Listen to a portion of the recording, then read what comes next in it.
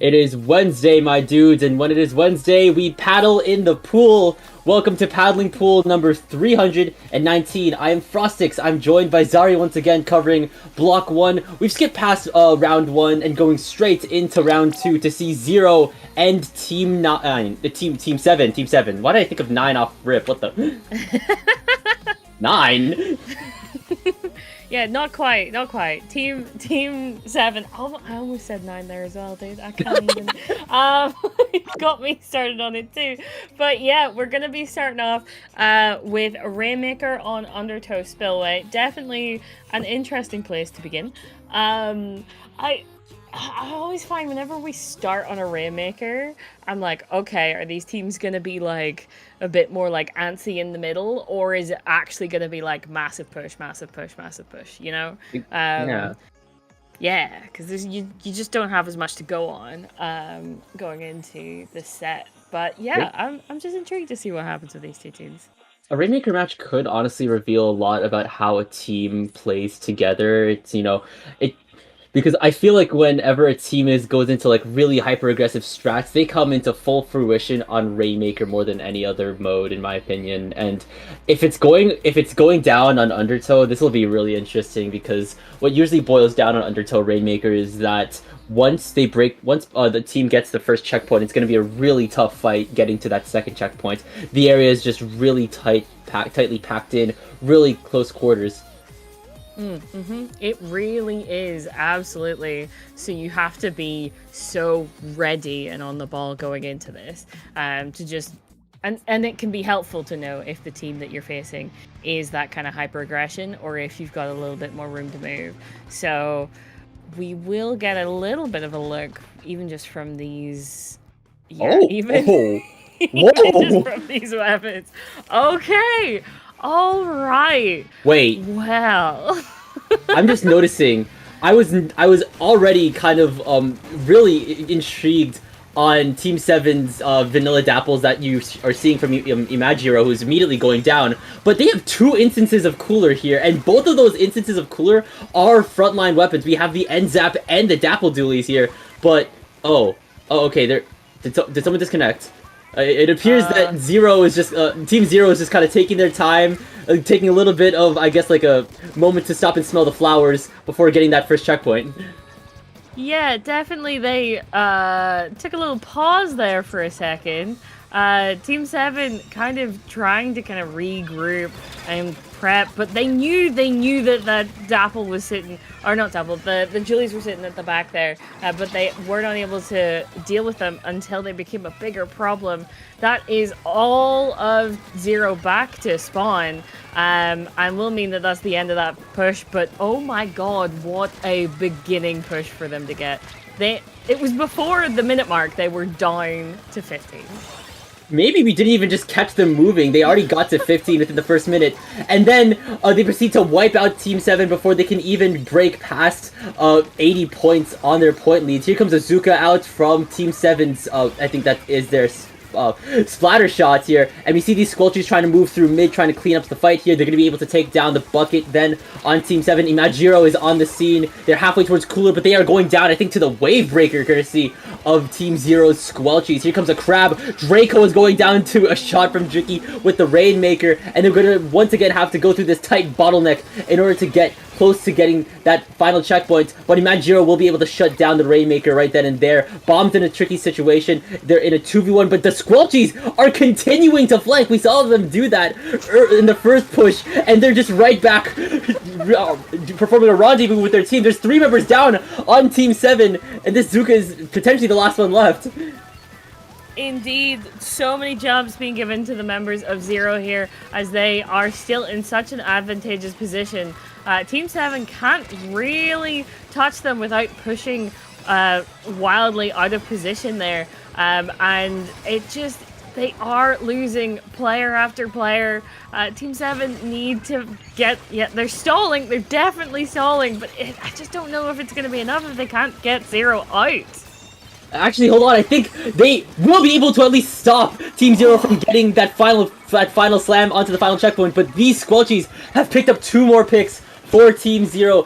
If anything, I've noticed that Zero is just loving going up that uninkable to flank. We've seen that from the Squelchies a lot, and now we're seeing it from the Stamper as well here. I think those two weapons have just the means of mobility. Of course, the Stamper has the Charge Slash and the Zip Caster, and the Squelchies have the very smooth dodge rolls that no other dually weapon sports here. Already, Zero has a very good control of mid, even when there's two members down. There's one cooler out from Team Zero here, but already this end tap is going down. There's still two members left. Wait! Oh, wait. Okay, wait. Oh, wait. I forgot that Team Zero only had one thing of cooler. I almost thought that they had three. I'm getting sidetracked. Sorry, break this down.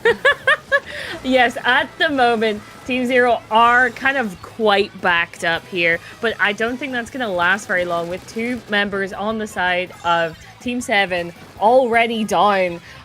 They're able to get to that checkpoint, able to kind of at least get there, but I'm just not sure if they're going to be able to get through this choke at the moment, especially if they lose a member like that.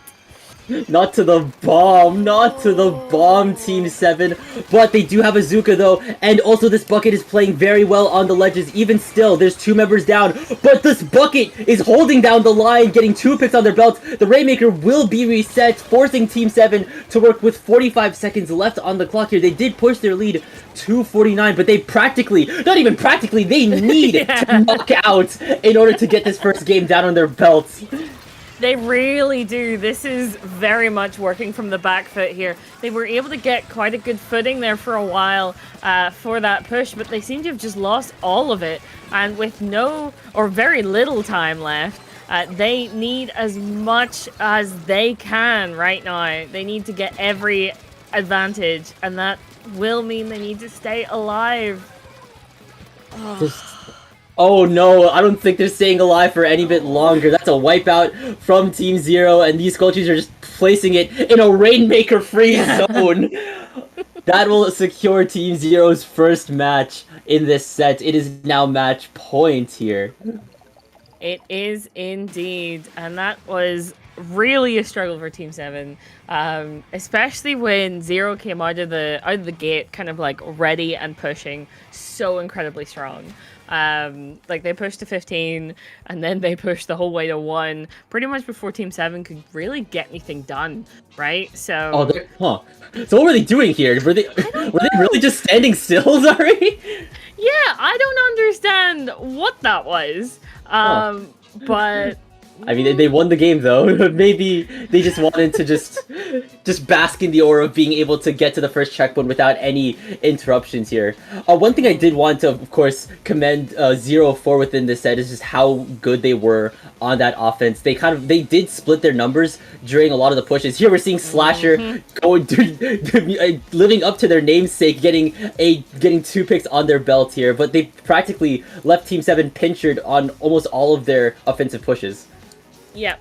That, especially the Squelchies, which they would often send up that ramp while they were pushing, definitely meant that Team 7 had to kind of split their attention a number of times, actually. I think near the beginning of the first big push. Yeah, I think that was it. The Squelchies, like, they knew the Squelchies were there, but the Squelchies kind of, like, kept themselves alive by, using their range and, like, their dodge rolls to kind of, like, get out of bad situations, but not actually disengage. So that meant that because of kind of Team 7's comp and their they only really have range when they have specials, it meant that there was very little they could do without giving up even more space to try and chase them down.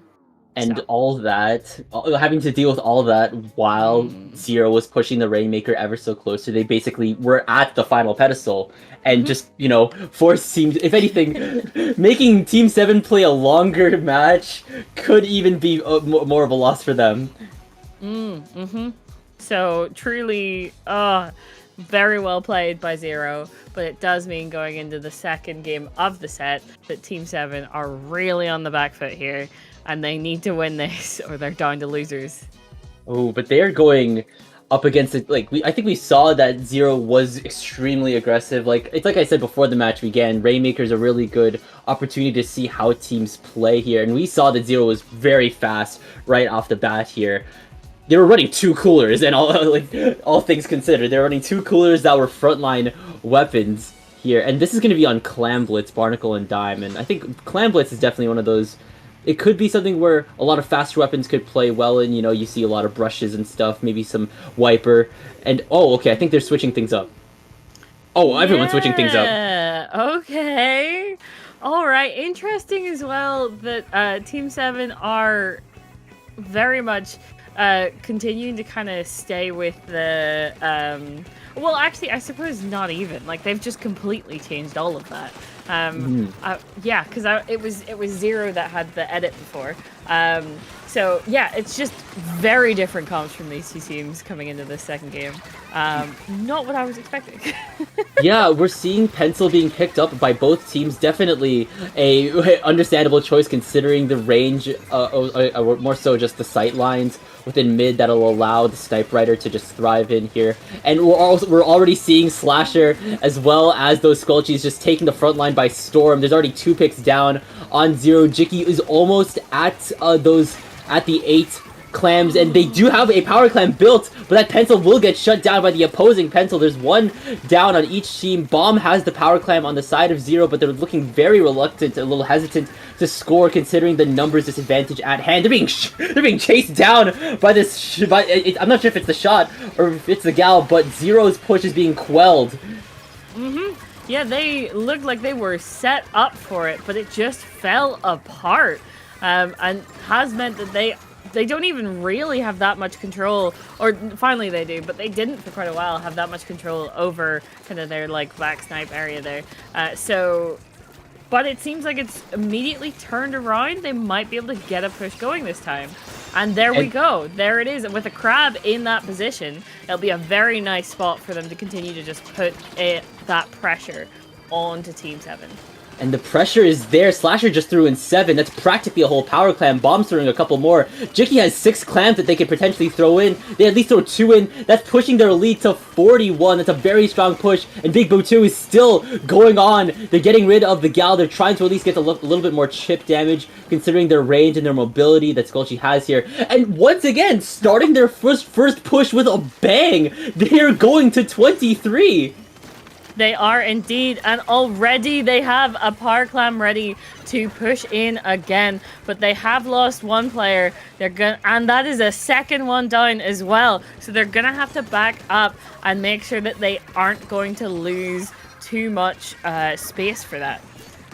Yeah, and considering that Team 7 has just popped out a Crab, space is looking potentially dicey for Team 0, but Team 0 has a Crab of their own. Pika's just lying in wait, but I think...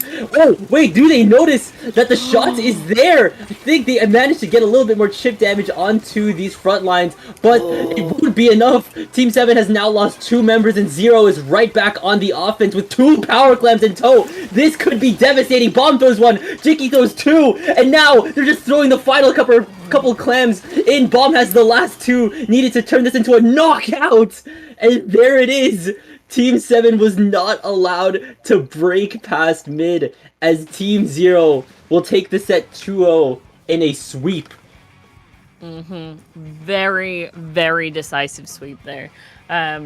They had moments in that game where they were pushed back, but they were never out of mid. So, and like they never lost it entirely. Even when Team 7 was able to kind of get them pushed back, it was never that far, and it never really stuck, right? Yeah, it just showed that 0 absolutely had what it took to just keep that pressure constant and consistent. And I do want to note that I think like Team 7 with this new comp switch, they tried to switch to some weapons that could deal with Zero's comp at perhaps longer ranges. Of course, they switched to Pencil. They brought Gal into the mix as well, so they could potentially fight at a variety of ranges. But Zero just decided like, well, you know, if you're going to be going far, then I will just simply walk up to you and bring the fight to you like we did last game. We saw, of course, Big Botu, I don't know how to pronounce the Skullcheese username. We saw the Skullcheese do that. We saw Slasher do that as well. Meanwhile, of course, the Pencil and the Splash were just working through mid, keeping up, of course, the support with that Crab, with that Cooler, courtesy of the Pencil. So, very, very aggressive playstyle from them. Absolutely, and it really paid off for them. So fair play to both of those teams. But Zero are going to be continuing on, and Team 7 are off to the losers bracket. Oh man. Oh, I'm getting flashbacks from last week. The Subway Surfers gameplay is getting to me. They hit the train again. They lost their skateboard. Sorry. Anyways. With that in mind, we're going to be going to a break so that Frostix can, have a moment to recuperate. Don't go anywhere. We'll be back with more paddling in the pool.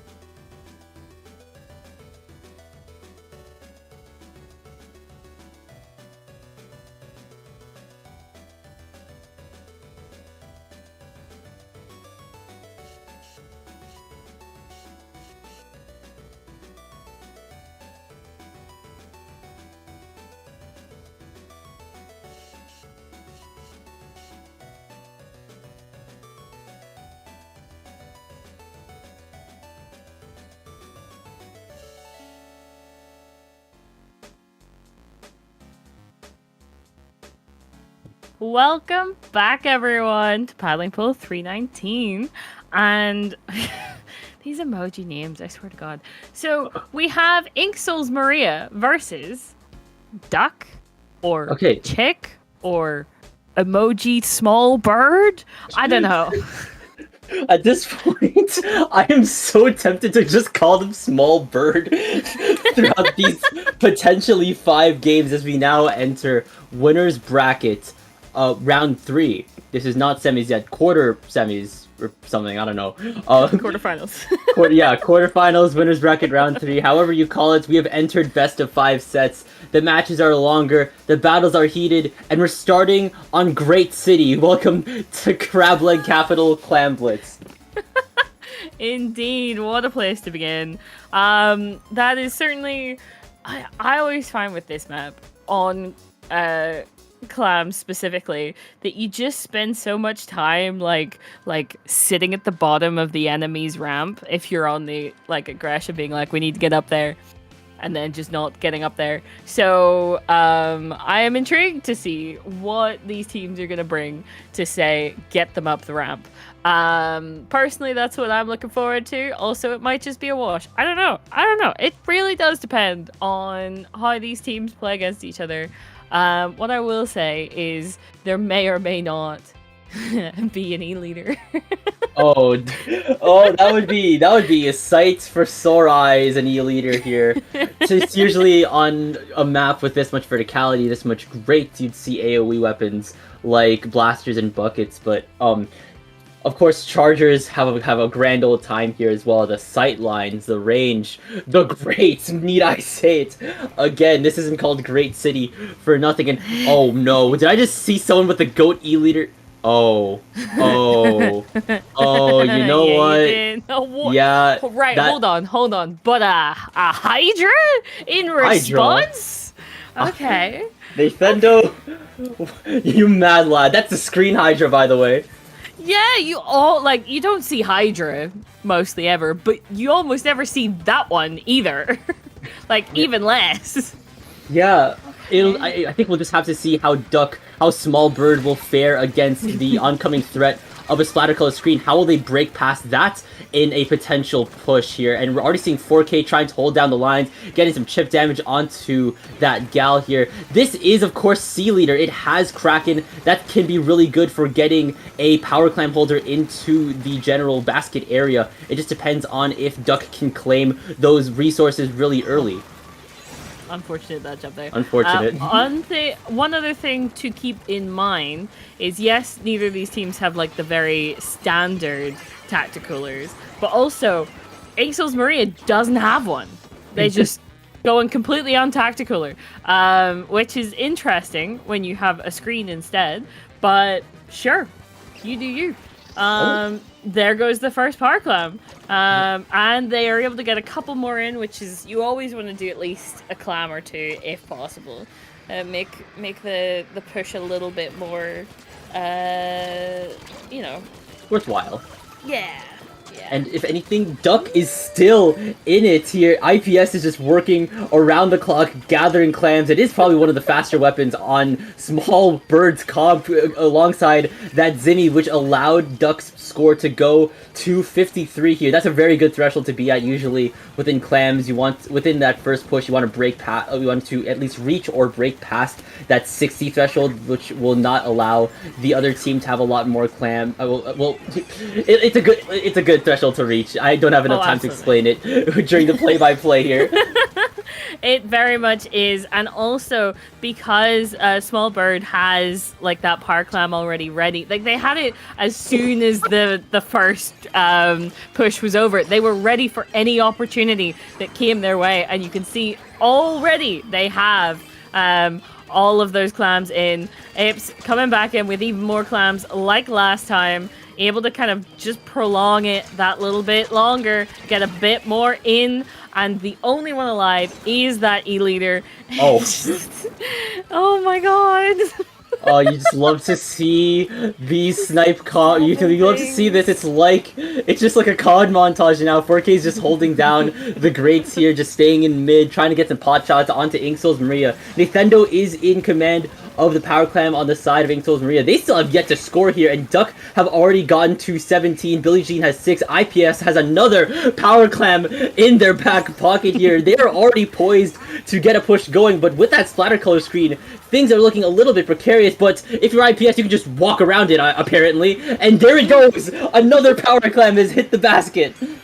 Yes, indeed. You can definitely see what the plan is with their pushes, the whole way through that. Small Bird consistent with how they decided to do those pushes and what their plan was going into each and every one. And it really shows because they were methodical. They got it done. Yeah, they found a way to work around the screen. If you can't go through it, go around it. And we saw that a couple times. And also, they were just very, very good at keeping their pushes alive for a long time. They have two weapons that have specials that command a lot of presence. That C Leader has Kraken Royale, that Zimmy has Ultra Stamp, and you do not want to be near one of those specials when it is going off here. And I think we saw that a lot of the members of Ink Souls Maria were just constantly going down here. The C Leader was just in a really good position on the high ground, and I think the Ultra Stamp was really good taking the low ground. I think they just switched positions every now and again to just making the rounds, making sure that IPS and Hi Chat can go in and get those clams in. Hello, Bucket. Yes, indeed. But yeah, that was very well played by Smallbird, and really does set them up going into this second game of the set if they're able to be this methodical with kind of covering where Ink Souls Maria can come from as they get into the zone. If they're able to kind of like cut them off before it gets that far, and just kind of deal with stuff as it happens. Like, this could very easily go their way. But also, if they get locked out, that might be more problematic for them. So I think that's kind of Ink Soul's win condition here. They need to just lock them out, right? And not get sniped. Those two things. That's what they need to do to win this game. Lock out Smallbird and just don't get sniped. Just don't let Devin 4K get on any bit of elevation here. Maybe even just play the AoE game like that Bucket was doing earlier. We're now going into zones, which is game 2. Devin is, of course, sticking with E-Leader. We're seeing them bring out the vanilla E-Leader, so we're going to see a Wavebreaker come out. Meanwhile, Ink Souls Maria is now still sporting that Screen Hydra. That's really interesting. You know, you'd think that they'd maybe go to Booyah Hydra for a mode like zones. Yeah, you would think so. But already that is 2 down on the sides of Ink Souls Maria. 3 down, last being the Enzap, who was able to get their special, but obviously backed out for it. Oh no. Okay. Yeah, this is not good. Certainly not good. Sorry. This is the lockout that I was worried about. But the lockout is coming from the opposite team. Duck was just able to just stay within their upper platform here, and that Bucket is once again going down. The Bucket on the side of Smallbird has the strikes ready to go. This could be further lockout scenario if things go awry, but the Bucket is being cancelled out. Yoshi's is able to bring the crab out, dealing some more chip damage. Devin's going down too. They will bring the Wavebreaker, but Ink Souls Maria is retaking this zone back quickly, and that was definitely the right time to do so, as Smallbird already made it to 21. But straight away, 2 players go down on the side of Ink Souls Maria. A third, the last one that was in zone, being the Hydra, also goes down, and just immediately they're completely wiped off the face of that mid, and means they are backed up. And already, player gets sniped. They're on the back foot even more so, a player down. Yeah, and already Smallbird has 2 more specials ready to go. Billie Jean has the hammer ready to throw, and Devin has the Wavebreaker ready to toss, and already Billie Jean will be able to get a Hail Mary toss onto Yoshi's. Turk Molo's trying to make trying to move forward, but they're being they're being spaced out so effectively, and a snipe from Devin 4K will seal the deal here. And already, Smallbird is already through all their penalty points. They're in the single digits. Ink Souls Maria need to move. They have the screen, but is it enough? No, it is not! Nope. No, it is not. I will say I was very surprised at the end there that the Hydra was not sniped. They were well in the sights of that E-Leader. But yeah, just that was the opposite, really, of what Ink Souls Maria needed there. They needed to get in, lock it down, but that is instead what Takamoji did to them, and did quite well. So I just don't know, coming into this third game, if there's gonna be a way for them to bring this back. Yeah, it just depends on how they'll be able to deal with a team that can lock them out. That has been able to lock them out in both of the games so far here. Of course, you gotta watch. I think you just have to find a way to play under natural sight lines, just as a way to just avoid the laser scope of Devon 4K. But even then, you need to find a way, of course, to also deal with these, I guess, the mid lines of a small bird as well. I'm thinking, of course, that's IPS as well as I think that was Slurp Chad. Oh, so you gotta find a way to deal with them because Duck-Emoji is one game away from winning this set here, and it's gonna take place on Rainmaker Museum. And man, I'm already thinking we're still gonna see we're still seeing Devon 4K on E-Leader. This is surprisingly an E-Leader compatible map. Yep, yep. And to be fair, that doesn't often stop him, even if it's not compatible. So, yeah, I don't foresee very many changes on the side of Small Bird, but when it comes to Inksoul's Maria, I will just say the screen is just not it. It's just not helping them in a way that I think they are trying to get it to. But they're gonna be consistent. They're gonna stick with it. So yeah, okay, we'll see.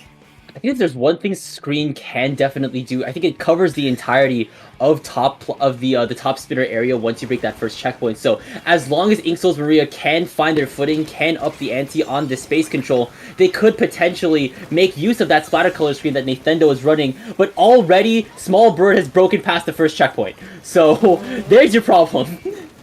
Yeah, if they're gonna rush you down and there's just not enough to stop them, then you're gonna be in a difficult spot.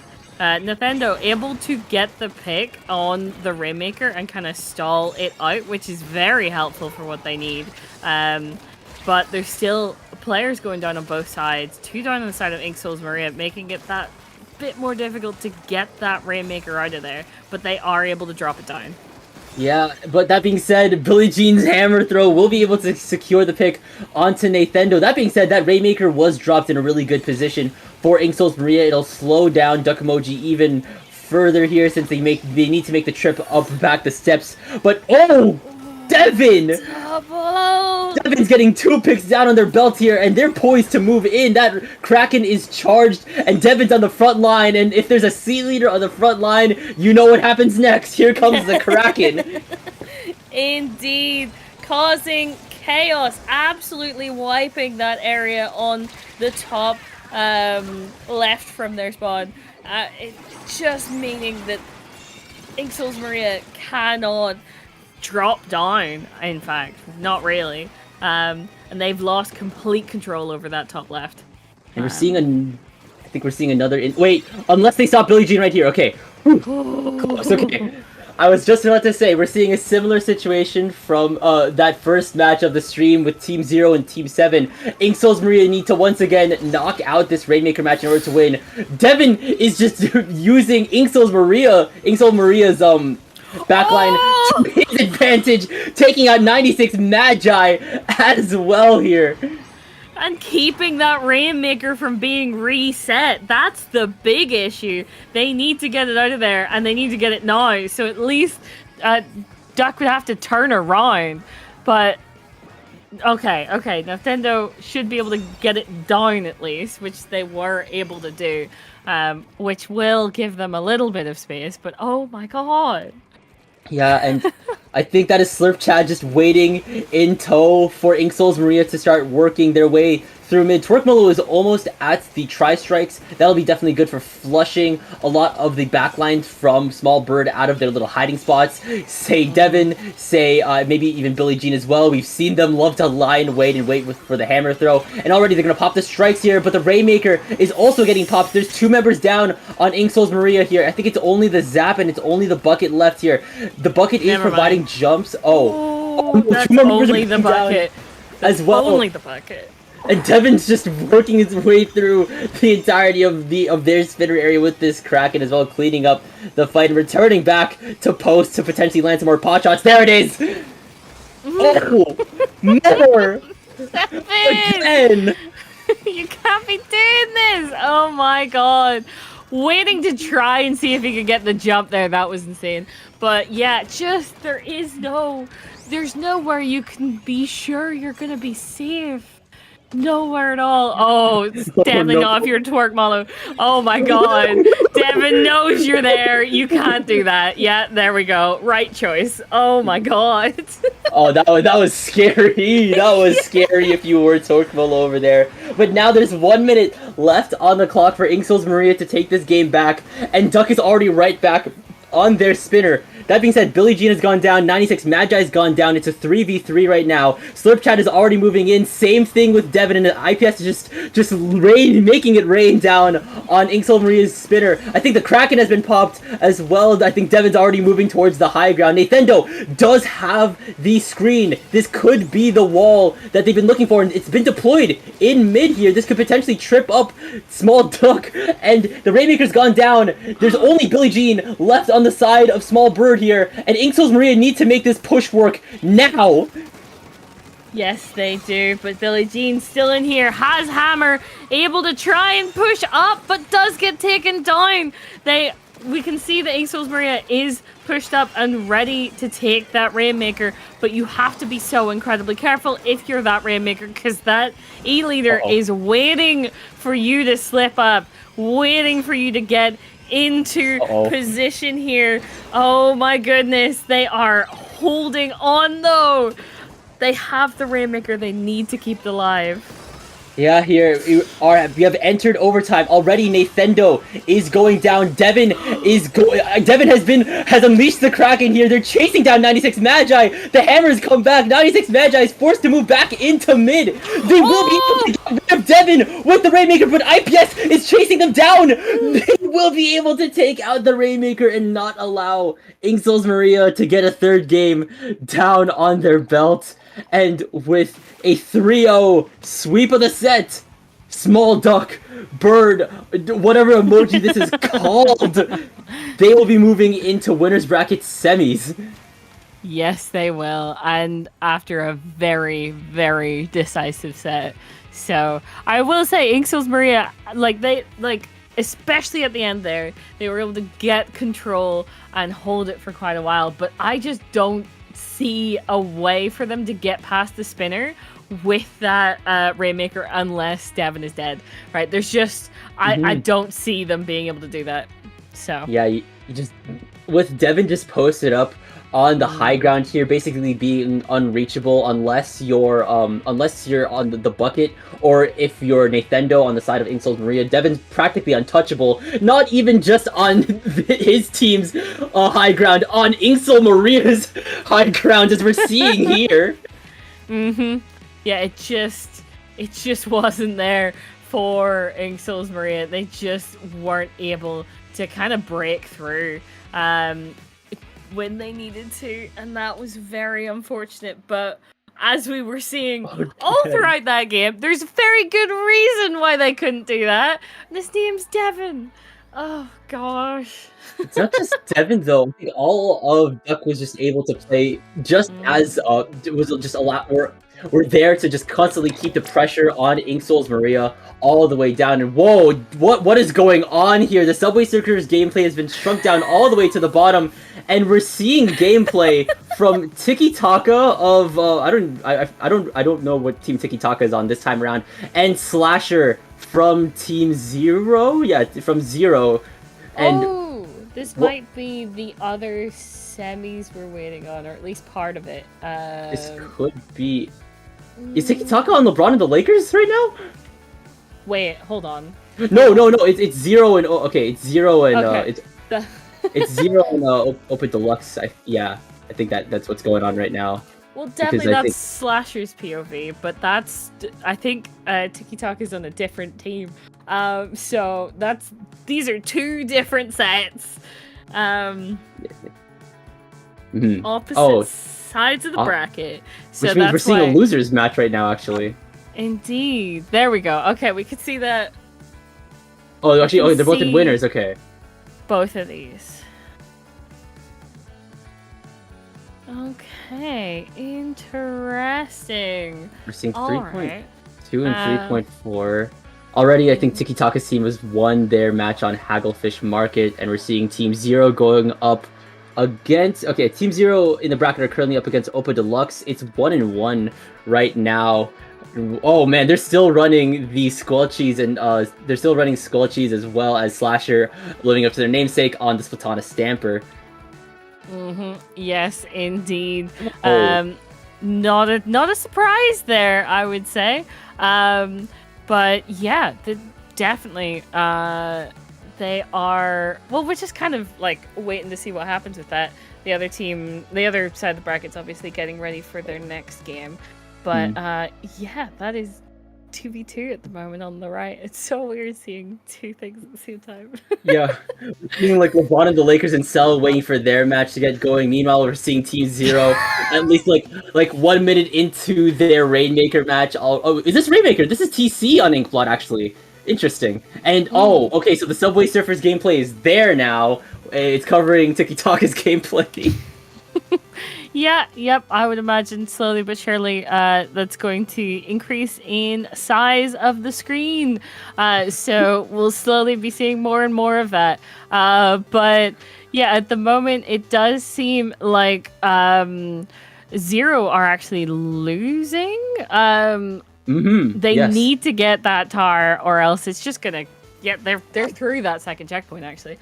Yeah. Already, I think there is. I'm not sure if that was the S Blast or if that was the dualies on the other team here, but they're already forcing Team Zero onto their spinner. The pressure is on them. They're getting deadly close to that third checkpoint. Unless Slasher and the rest of Team Zero can act, that game is over for them. Meanwhile, on the side of LeBron and the Lakers and Cell, who are we waiting for? That's a good question. No one seems like. Okay. So they're going into it now, and the Subway Surfers has been reduced once again to the corner. So they're on Scorch Gorge, Rainmaker. Indeed. Okay. All Okay. right. Is that? Hello Ichideko on the other team. Okay. I think that might be.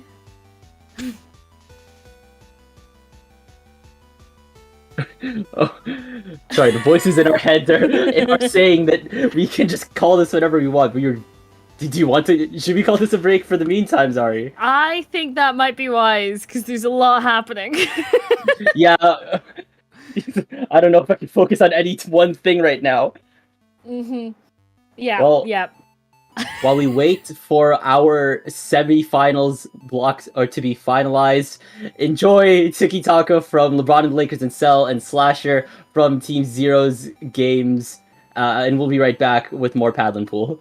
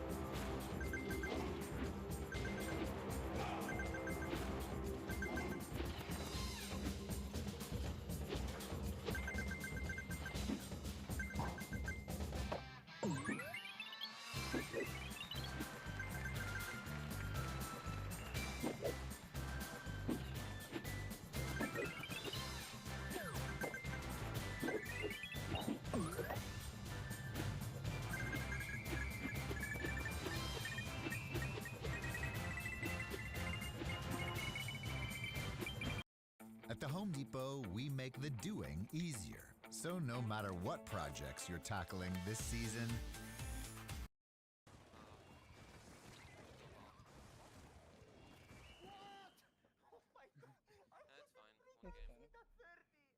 Nah, we just crumbled on our defense a lot.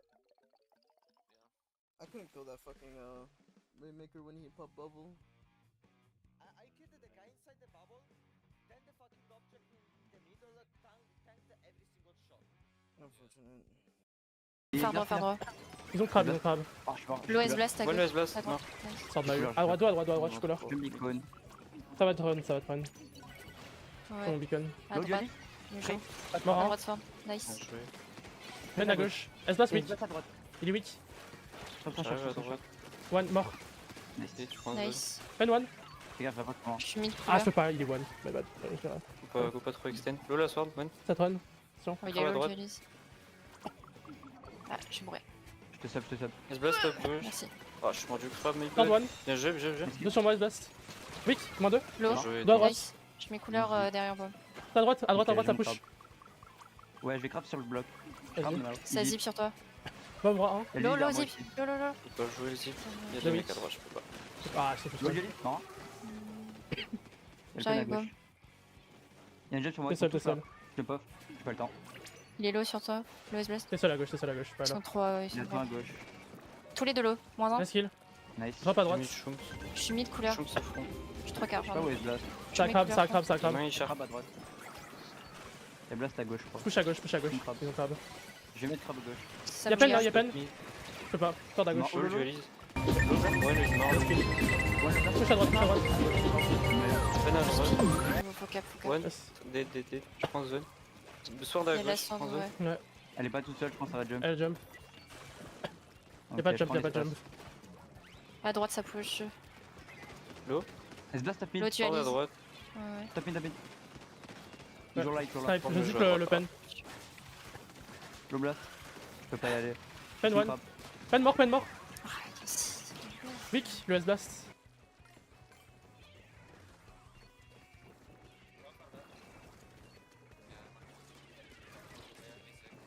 He's one run.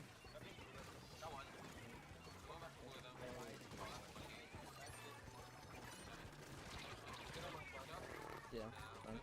Watch out. 96-1 dead.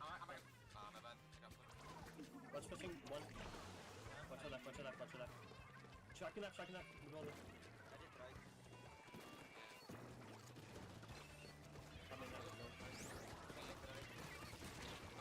One's on me. Y'a une jump à gauche, derrière le plot. Elle me Sur bombe. Sword, crabe à droite. Raid. Low blast. Un One. minute. Il est pris 3 balles encore. Je suis mort du crabe. Low le blast. Nice. Mort. Oh, lui, il me sort Je à jump droite. pas, je jump pas. C'est de choper la zone si tu peux. Mort. Nice. Pas grave, je vais à C'est gauche, moins je suis 2, early. alors qu'on joue. J'arrive. J'aurai pas de crabe. Y'a Jolis à gauche déjà. J'hésite bientôt. J'ai eu 3 quarts couleur. Vas-y, go y aller. Ah Sport. putain, les perks. Nice. Ouais, je peux pas. Low blast. Nice. Mort. La zone, il faut la zone. Je prends zone. Je paye. Je paye. La Je mets Shrooms. Ah, je suis mort. À gauche, shard. Dommage. Putain, dommage. Oh, On n'a pas joué avec moi à droite en avantage. Ça nous a baisé. Vous avez C'est des qui ont- trop joué à gauche, la chère.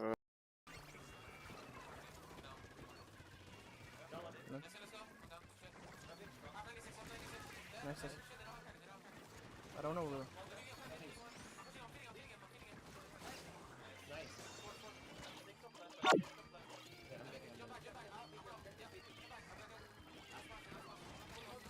I didn't have splash on. Fuck.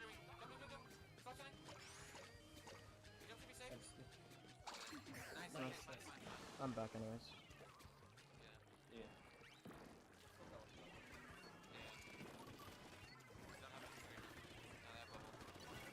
That's my splash on though.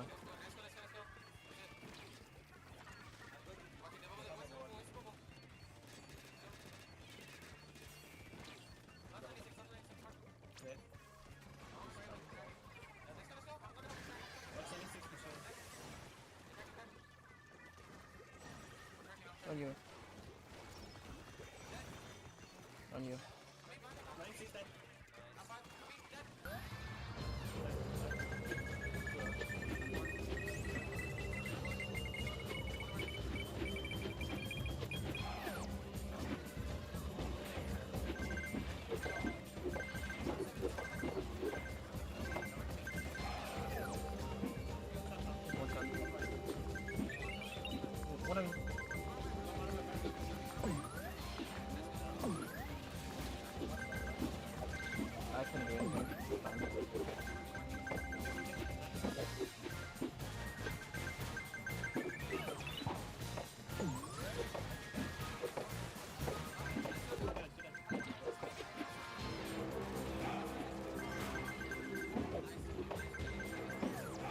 He's in front of me.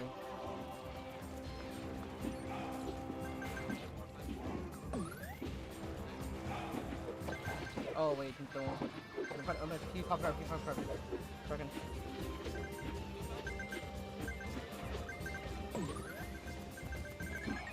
Epic, back up.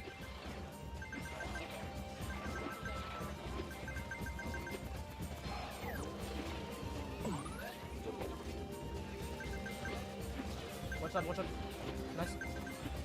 Nice, good shit. Jesus, okay, yeah, thank God, bro. No, but like seriously, you don't have to fucking go for a battle plan.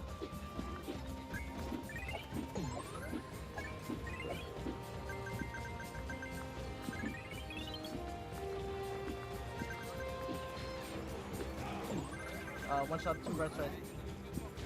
I have QR. 2 right side.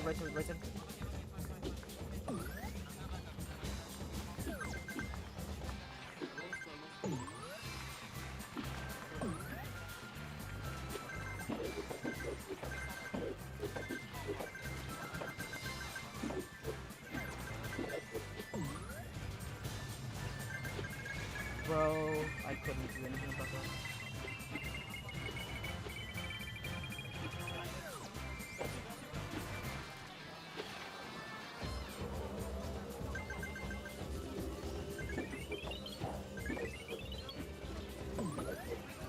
Oh shit, bro, we are fucking shitting the bag.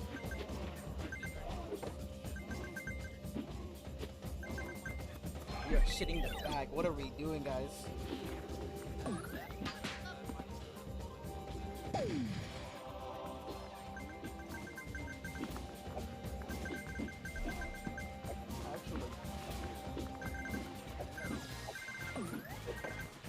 Actual shitting the bag. Actually. But no, fucking Epic, stop fucking like, if we're 4, like 2 down already, just back the fuck up, bro. Like, you don't need to save anything, not even for that, bro. You could just play off retake. Our retake is perfectly great, bro.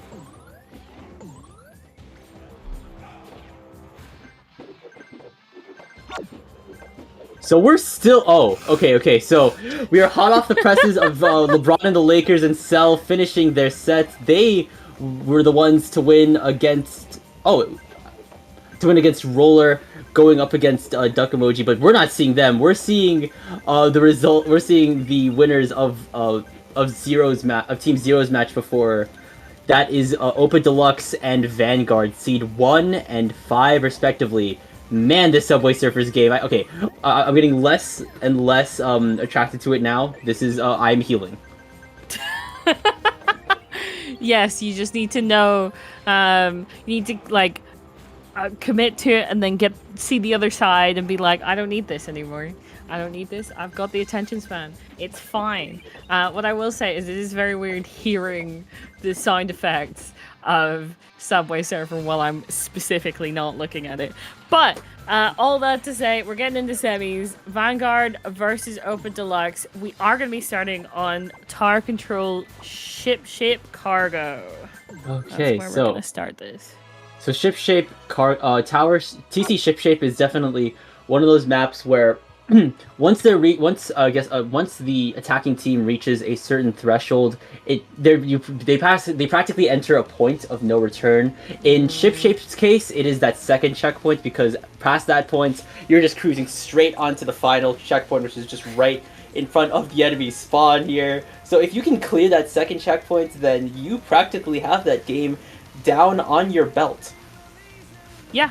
Absolutely. That is the point where you need to be able to hold and push them back if you're to have really a chance of doing another push yourself. So it is definitely a defendable point, but if you get overwhelmed, then it's just kind of over after that, because they have complete access to all of the like high ground bits around your spawn, and you don't really have the opportunity to mount a kind of defense after that point, because it's kind of over.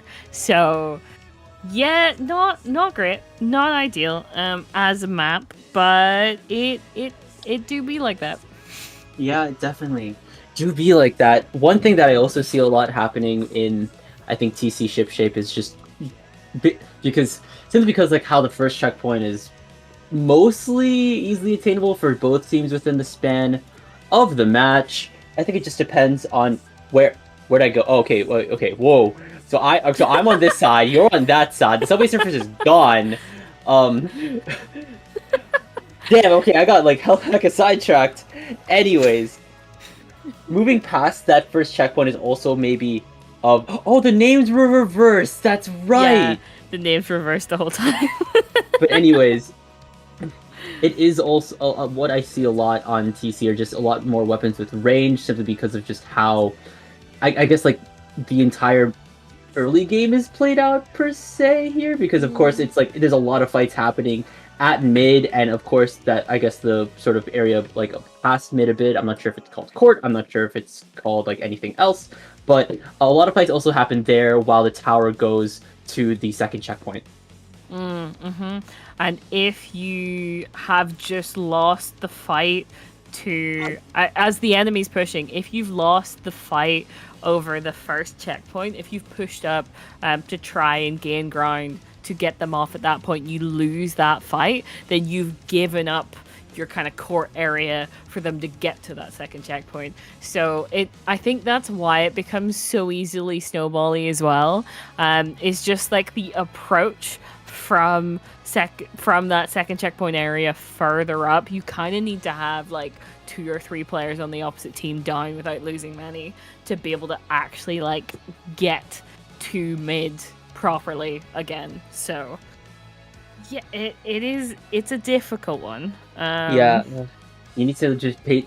A lot of your team fights need to end up with a numbers advantage in your favor if you want to be making moves onto the tower, especially past the checkpoint past the checkpoint ends, of course, past that first checkpoint, and especially past that second checkpoint here.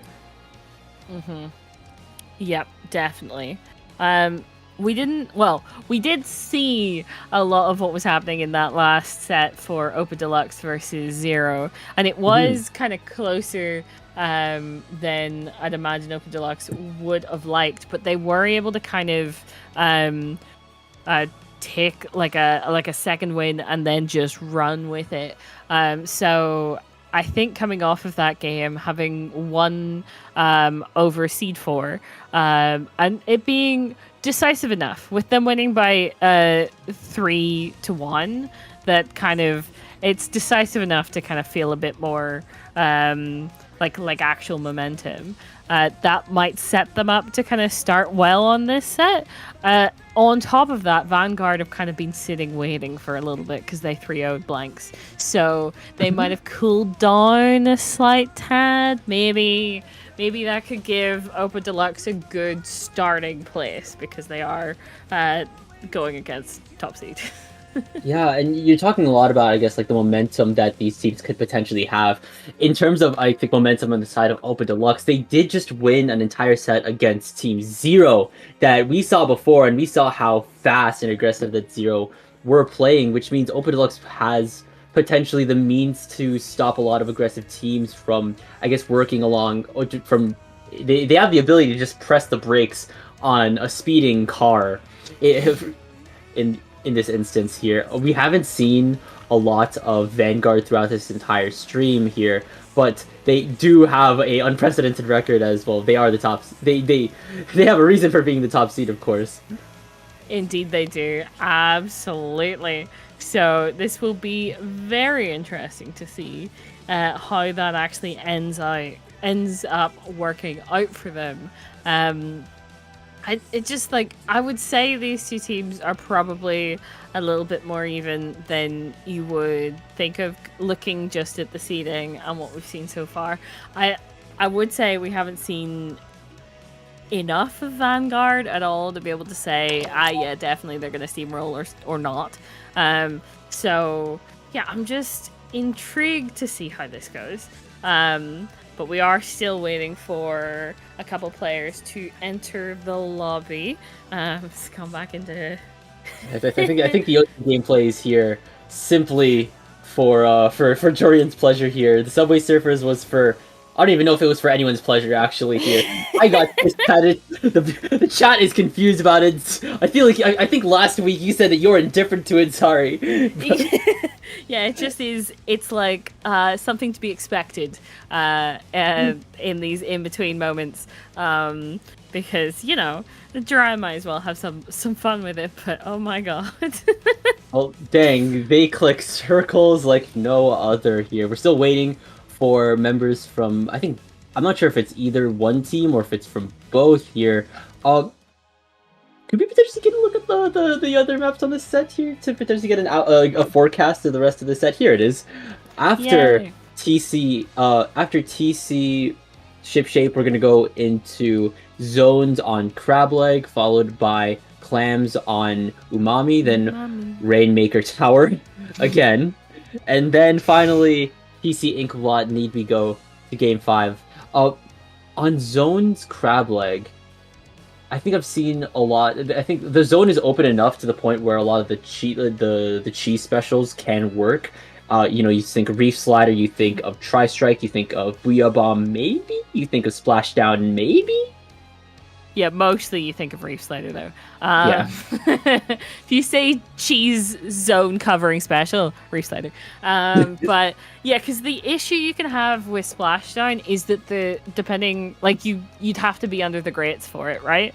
And that means that you're kind of just, like, bonking your head on the way up, making it that much easier for people to just shoot you while you're up there.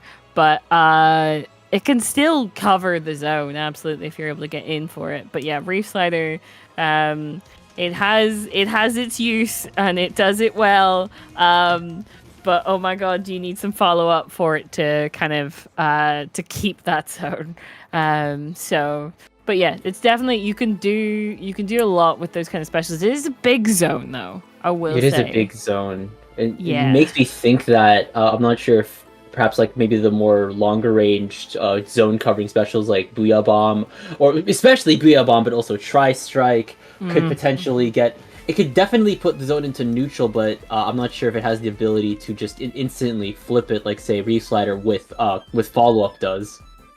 Yeah, what you might want to do with the likes of strikes is aim for the other side of the zone and just like have it be kind of a bit of a wall for a little bit so that you can paint your side while they can't see through the strikes if you put them kind of in a bit of a line, right? So if they are landing on the far side of the zone and then you or your teammates are on the near side and just paint that way, that might be, if you're, struggling to get coverage on it, that might be the way to do it.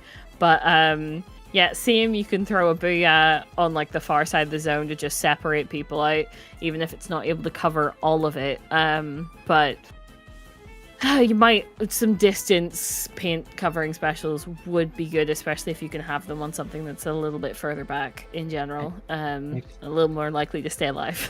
I guess probably, pivoting away from the special topic, I think another thing that plays really well within Crableg specifically is, of course, the AoE weapons. This is Great City, but it's also a city of verticality, so of course you will probably see buckets and blasters alike, especially because one bucket in particular boasts a very powerful kit. But finally, I think we finally have no more time left to analyze the next set. Remember everything that we were saying about Shipshape TC, because we're going right into it. Yes, indeed. Yeah, pivot back to what we said earlier, and already we can see both of these teams have definitely got some interesting comps here. Yeah, I'd expect the blaster from Auraboy. That makes a lot of sense. And Mikey on that 96 can definitely get a lot done. But yeah, already I think Vanguard are just trying to find like the break in Opa Deluxe's armor here, trying to find the first pick, and there we go. That's 2 down already.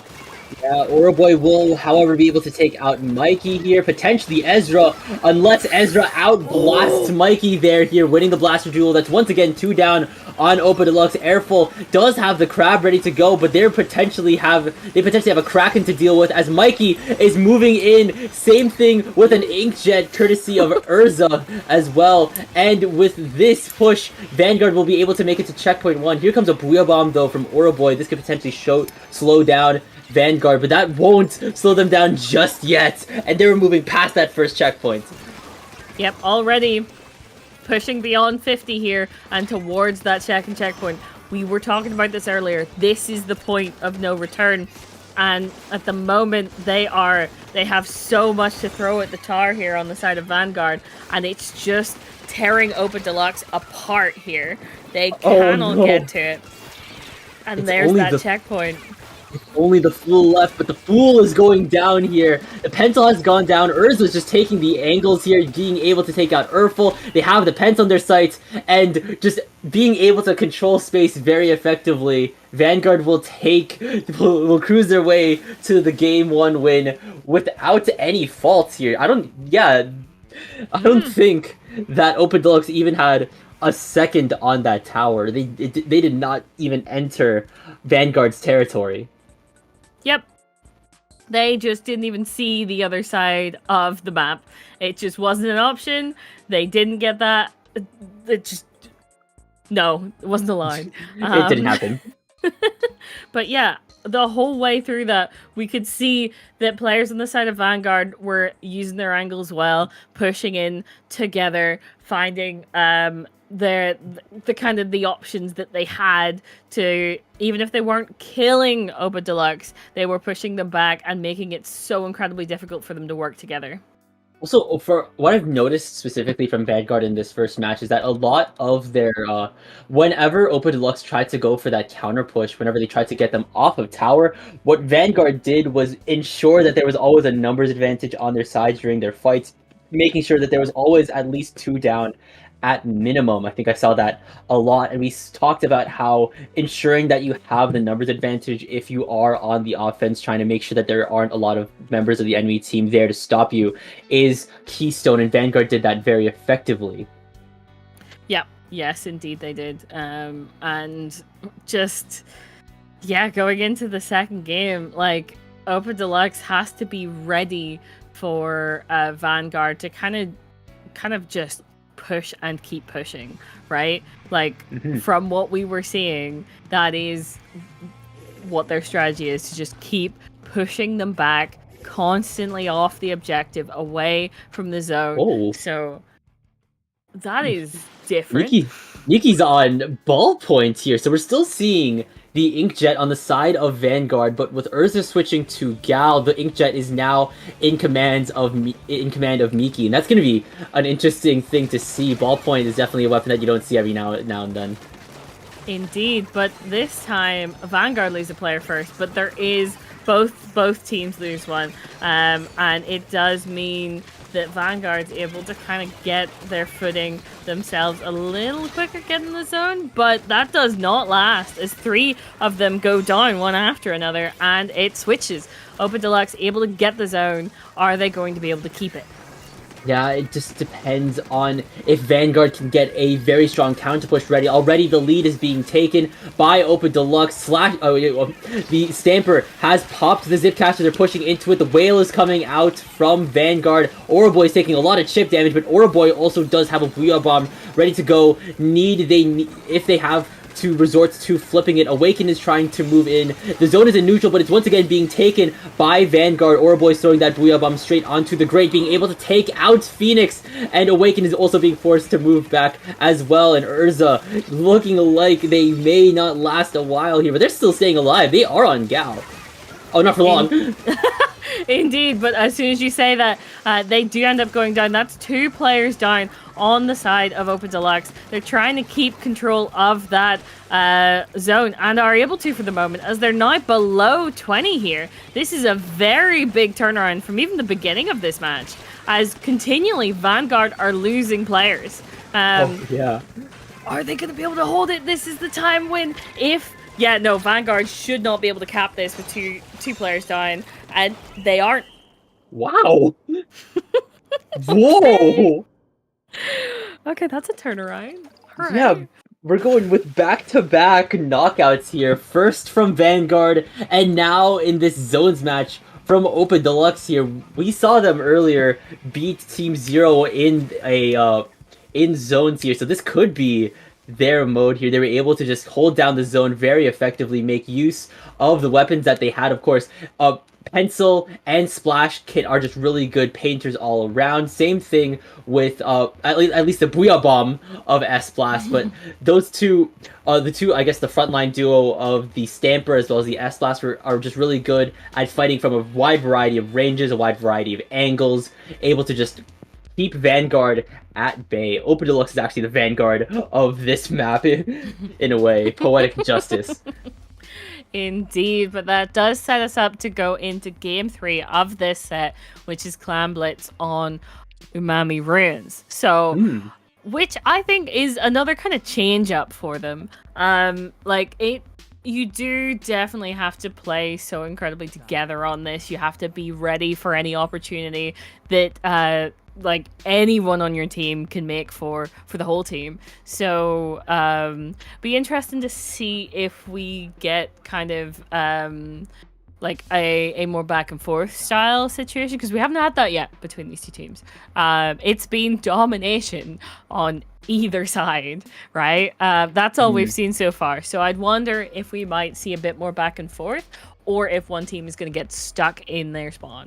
Right? Yeah, here it's just constantly no stopping, not a lot of time for, I guess, just like back and forth like you were saying earlier here. And this is Clan Blitz though, and clams can be a mode where if pushes don't really go as effectively, games could potentially last for a while, potentially going to 10 minutes if no one scores. But considering how these teams have been playing, I'm sure that we're going to at least get someone will score. Right. Oh yes. Okay. So we're seeing Miki doing a third switch up. This time they're on vanilla range blaster here. Okay, this is very... Yeah, you don't see that very much. So intriguing to see how that goes. And already both teams just trying to find a little bit more paint on either side, trying to get the opportunity to walk in. But it does seem like at the moment it's just kind of anyone's game, though Open Deluxe are a little bit more pushed back. They are on the back pedal here, but Urfel has the crab ready to go. Good defense here at least, but Open Deluxe is 2 members down. Vanguard has 10 clams at their disposal. Still no power clams yet, but they do have a wave breaker, and they're still pushing Open Deluxe back. Awaken has now built a power clam for the side of Vanguard. Now it just depends on will they get in. I think a soda has been deployed by Vanguard as well. They're juiced up. They will be able to take out the Fool as well as the S-Blast here, and the power clam has hit the basket here, but is that it? They didn't have clams, they got a couple more, and they're still trying to ferry them forward. So literally each clam that they end up picking up, they're able to get forward. So yeah, they're getting stuff done. It's already below 60, and it's continuing to be. So and that's six clams being delivered. Yeah, but they were able to shut down Phoenix though. A lot less clams, at least on their end. But the damage has been dealt here as Vanguard were able to, within their first push, break halfway through their points and get to 41 here. Open Deluxe have a very steep hill to climb, but already with 2 members down on Vanguard, Open Deluxe could potentially get this back. Yes, indeed. They need to get control of mid, make sure that they get rid of everyone. Oh my goodness, Miki is still here. They're able to take them down, but they lose 2 players for that, which will stall out any kind of push that they're trying to get started here. But they're able to continue to get picks, and finally, maybe this might be the opportunity they're looking for. That being said, though, Open Deluxe only has 4 clams, now 6 on their belts. They do still have the Pity Clam ready to go here. I think they're just trying to funnel all of their clams into Auraboy's pockets as they will be able to build a Power Clam. But Vanguard is trying to up the ante on the defense. They will be able to take out 3 members of Open Deluxe here. This push is probably over right even before it began. And now Vanguard is looking to get another push on their belts. They have 2 Power Clams in their pockets. They do, and such a strong position already. They have the entirety of mid. They're getting picks, and they're just waiting for that perfect opportunity to get both of these Power Clams in. And there's the first one. Are they going to Awaken able to get up to this top area, able to get it in? And they continue to put not Power Clams, just clams in, and continue to just keep that timer going. Awaken's going definitely nuts here, not only being the source of cooler, but also the source of a lot of chip damage and actual picks for Vanguard, allowing them to get that score to 12 now here. They're deadly close to knocking out here, and with 1 minute and 25 seconds left on the clock, and with only T-Echo left on the side of Open Deluxe here, it doesn't look like Open Deluxe has a lot more space left to go, as Vanguard is throwing another Power Clam in. Awaken has another Power Clam built. Are we going to see a second one hit the basket? Not just yet here. They will be able to at least get rid of Auraboy, but Awaken's going down to Urfel's Crab here. There's going to be 1 minute left. There's going to be around 1 minute left right around now for Open Deluxe to get this lead back. And oh my goodness, do they need a lot of clams to do that. That's 2 down on both sides at the moment. As Open Deluxe continues to have a Power Clam, but are they going to be... They have multiple, actually. Are they going to be able to get in with them, though? It just depends. We do see Urfel drop the crab. T-Echo does have have at least 1 Power Clam. Auraboy barely had enough time with the second Power Clam. They're going down. Urfel's going down. Once again, it's 2 members down on the side of Open Deluxe. Vanguard is taking back mid by storm. 1 Power Clam is gone. The Fool has gone down. And now Open Deluxe are right back at their basket. Phoenix has just built another Power Clam for Vanguard here, and they are now, and Open Deluxe is right back on the back pedal here, and Vanguard is just in total control of mid, not allowing Open Deluxe to move. We have entered overtime. They need to basically get to 10 in order to take this lead back. T-Echo is trying to move in, but it does not look like they have enough resources. Urfel does drop the crab. T-Echo is trying to make a move here. They're moving in and out of enemy players. The Power Clam has broken the barrier here, but does Open Deluxe have the resources or the players there? It does not look like that's the case, as Vanguard is once again back into mid. There's a wipeout onto Open Deluxe. And with that, overtime is over. Vanguard is taking game 2. Game 3. Oh, 3. And 3. And that 3. does put them at match point now, coming into our 4th game of the set. But oh my goodness, there were so many times where Open Deluxe was trying to get themselves set up, trying to get themselves ready for a push of their own, and just they only got one right at the end when they really desperately needed it, but pushing the whole way to match Vanguard there, Oh no. it was, I don't think, going to... Well, it's always a possibility, but oh my goodness, do you need an incredibly strong push to do that. It's a long way to go. It is. Get the whole way down to 12. Oh, just a struggle. Depends on how, when you're going up against a team like Vanguard that was able to just get constant pushes left and right here. T-Echo did at least manage to break that barrier here, but that was the only bit of scoring, it's like you said that Open Deluxe was able to do here. With only 80 points to their name, Open Deluxe weren't able to do anything, especially considering that Vanguard just forced their hand here. They had to make a 100-0 push in overtime in order to get that match back. It's a really, really hard thing to do when you are down on players and when you are down on space to work with here. Yeah, it is a real struggle. Now, that does mean, going into this 4th game of the set, Rainmaker on Museum Delfonsino that it's really everything to play for, and Open Deluxe need to take this game or they are going down to losers. So yeah, it's all coming down to this. Yeah, this is for all the marbles here. If Vanguard gets this, they will be able to punch their ticket into finals.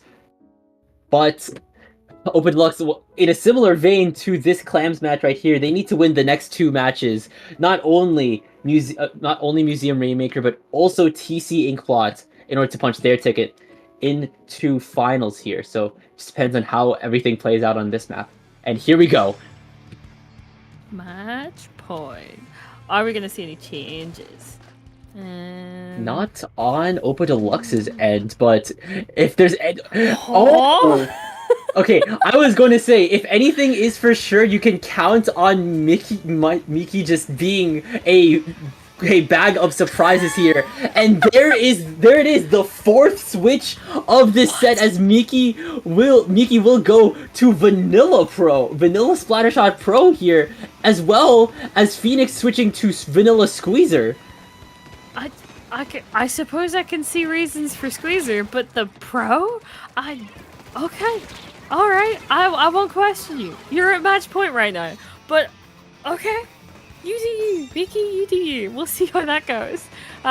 Open Deluxe first to get the Rainmaker, trying to find their way towards that, I was gonna say towards the checkpoint, but not yet. Definitely not yet. Not when there's a Zuka coming out from Phoenix to stop them. But Open Deluxe are still on the offensive here. That being said, though, the Fool has gone down. Auraboy is almost at Booyah Bomb. This could potentially be proved useful if Open Deluxe can hold their ground, but with Whales coming out from Vanguard here, that will stop them from pushing any further here. There's 2 members down. T-Echo and Urfel are already back at their spinner. If anything, that'll just allow Vanguard to take a lot of control of mid. It'll allow them to get the pop and potentially the Rainmaker as well here if Open Deluxe does not show up to them soon. Yes, indeed. We can see the Crab does not get as much use as they maybe might have hoped there, but they're still so incredibly pushed forward on the side of Vanguard.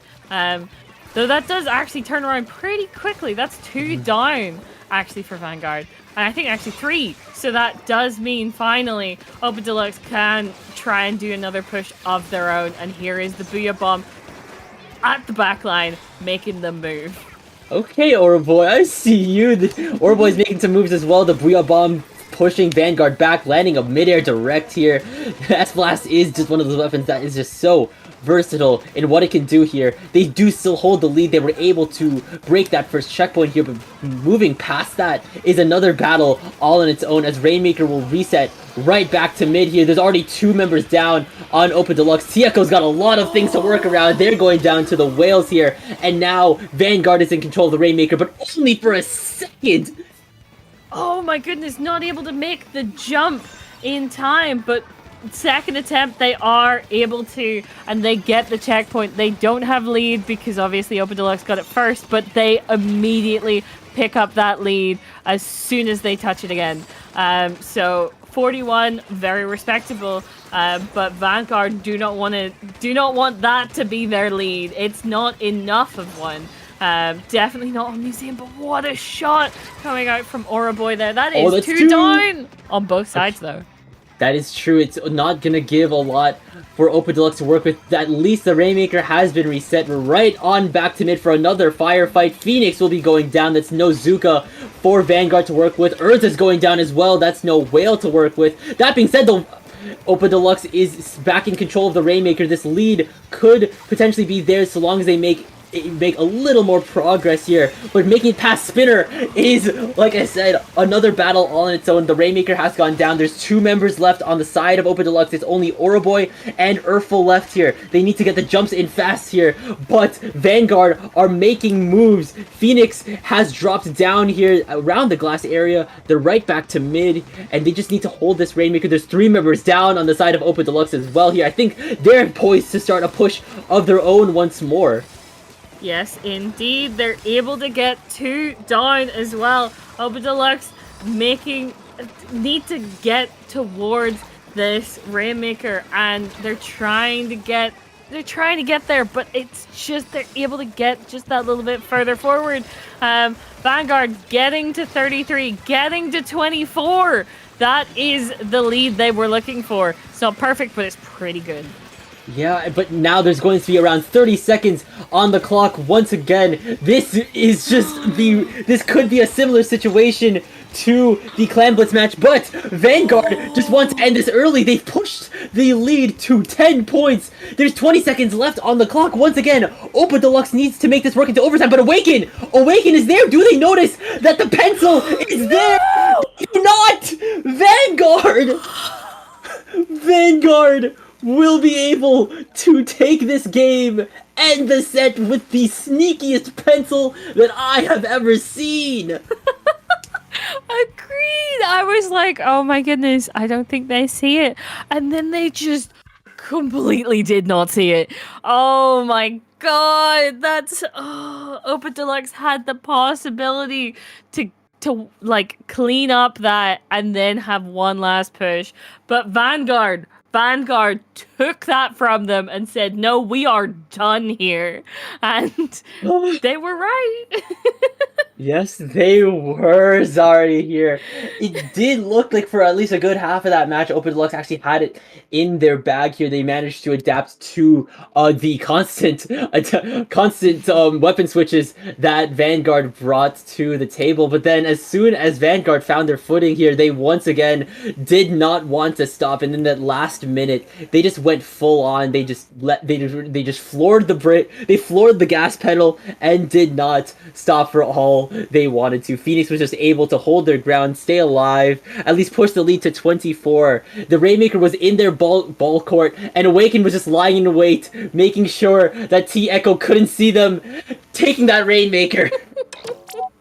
That just even seeing that again, I'm like, oh my god. That is every team's nightmare, that there is just a player behind them, and as soon as you leave that Rainmaker like alone, they're just gonna sneak on by you and KO you out of existence. So yeah, truly, oh, what a struggle. But Vanguard able to make it decisive. They got their match point. They pushed it through. It didn't matter that second game they like it just fell apart from them. They were able to get that sorted, get into the finals very decisively. But yeah, you can definitely imagine that Opa Deluxe wants to work their way out of losers and take a rematch for that.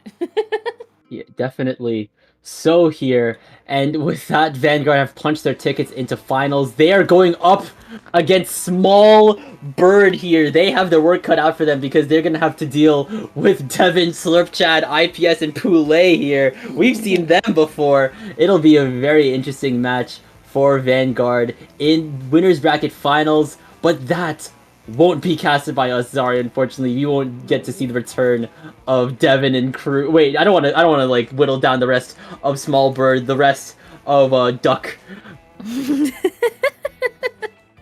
But yes, what is your team name, man? We so unclear. Who knows? But I like the name Small Bird. But regardless, as you were saying, this is the end of our commentating block. So just before we say goodbye, Frostix, where can the good people find you? Of course, everyone on Twitch can find me at Twitter at TK_Frostix, at Blue Sky below, at Frostix Blue Sky Social, and I guess if you want to support some of the work that I do, you could read my web novel Gap Year on Wattpad. I'm getting sidetracked back to watching the Minecraft parkour for me. What about you, Zari? You can find me on Blue Sky at Zarani, on Twitter at SPL Zarani, and on Twitch at Zarani, where we play a lot of different games, not just Splatoon. But yeah, this has been a hell of a good commentating block. I've really enjoyed it. These teams as well have given us hella games. But yes, we are going to be stopping here and passing over, I do believe, to Sidokari and Inkari. Yeah. We're seeing Sigdokari and Inkari next. So, of course, don't go anywhere. There's a lot more Paddling Pool coming up in a bit. So, from us here, we'll see you. Bye.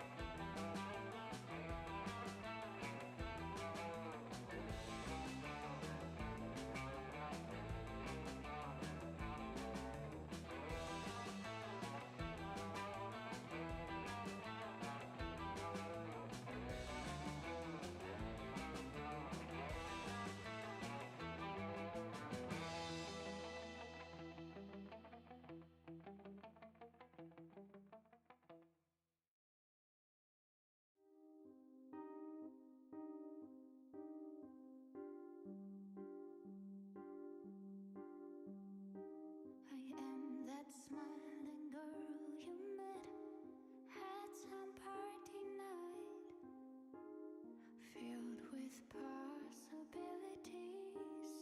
and made of hard heart.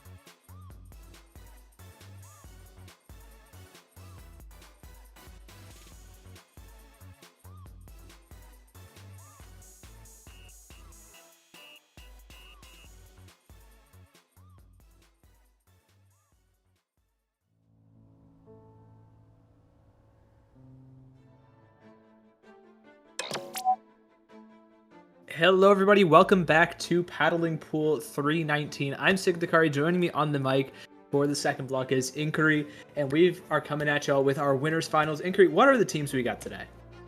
From what I can see, we have Vanguard, so seed number 1 of the tournament, who just won, their previous set on stream, and facing them we have Baby Chick, which is like basically the pickup with Davin, Ips, and all their friends.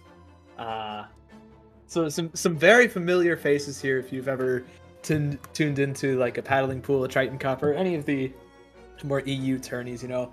Vanguard being one of the more recent teams created. And then Devin, Pooley, and all them on Duck are in and around all the time. Yeah, that's for sure. Yeah, but yeah, we have some nice set coming in. So it's the winner final, and it's BO5 since it's winner side, and we will be starting in tower control on Hagglefish Market. Sorry, it's the map that Baby Chick picked. So yeah, they have a very good advantage on that one because of course Lito is amazing. You got the range, you got everything you need to stop a tower from going forward. Oh, absolutely. But Vanguard also have a ton of fantastic players. Like I see JSerok here, you know, really able to compress the rolls on that Sniper Rider, as well as some very solid blaster players with like Urza. You have Phoenix, who can also play a lot of AoE. We've seen Mickey There's a play Luna some AoEs too. I mean, and Mickey played everything, so that's true. And his there's a couple okay. blasters. Oh, it's a Yeah. double backline composition. Very interesting. This is definitely going to help out with stability and just like playing on the defense. It might be harder to get in just because you don't have as many consistent specials to kind of find picks or anything on the side of Vanguard, but they definitely do have some options, especially with that Zipcaster and the Trizuka. And it's already working out great for them so far as two players on that bottom right-hand side are able to clear out a ton of space, get that tower moving. Phoenix with the Zuka finds one, almost finds the second onto that Slosher, but the rest of Duck are able to clear things out and prevent that tower from moving too much further forwards here. Yep, very nice reaction to the attack. But now it's time to push for Baby Chick. They took the lead. I mean, it's not a great one, but it's still a lead, and they're continuing with some amazing splats by the bucket. Look at that on the left side too. Oh, that's a -3, and that's going to be the end of it for Baby Chick, with Devin being already menaced by the blaster of Mickey. Yeah, Mickey playing around that ledge, really not giving Devin much of an opportunity, but as soon as you give him one, he's going to immediately take that shot onto JSerok. Phoenix trying to take up that tower, but the Luna Blaster is coming through from Duck, able to stop that defense before it breaks the checkpoint. And now they have a chance to get some offense going of their own, but the two backlines still holding it down for Vanguard. Devin, though, cleans up JSerok yet again. Mickey's kind of stuck on their own, might have to jump out here. Actually, it's Phoenix stuck on that right-hand side, very tagged, pops that Trizuka, finds one, but gets traded out immediately by this Slosher.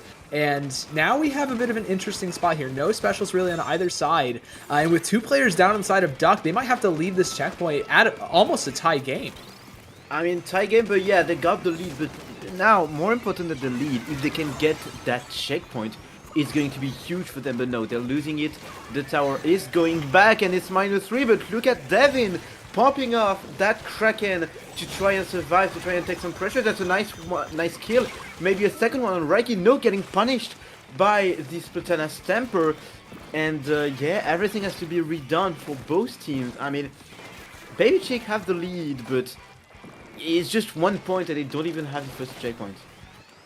Yeah, this lead could just be gone in an instant. We still have 2.5 minutes left as well. That Trizuka being popped. Devin can't really like pressure the tower because of that, and also in a bit of an awkward spot. Gonna get Vanguard that check broken and the lead along with it. Reiki finds another pick on that left-hand side on the tower. Two players down the side of Duck, and now Vanguard are moving forwards. They have the Zipcaster at their disposal, but they might want to wait for that tactical cooler. Very close.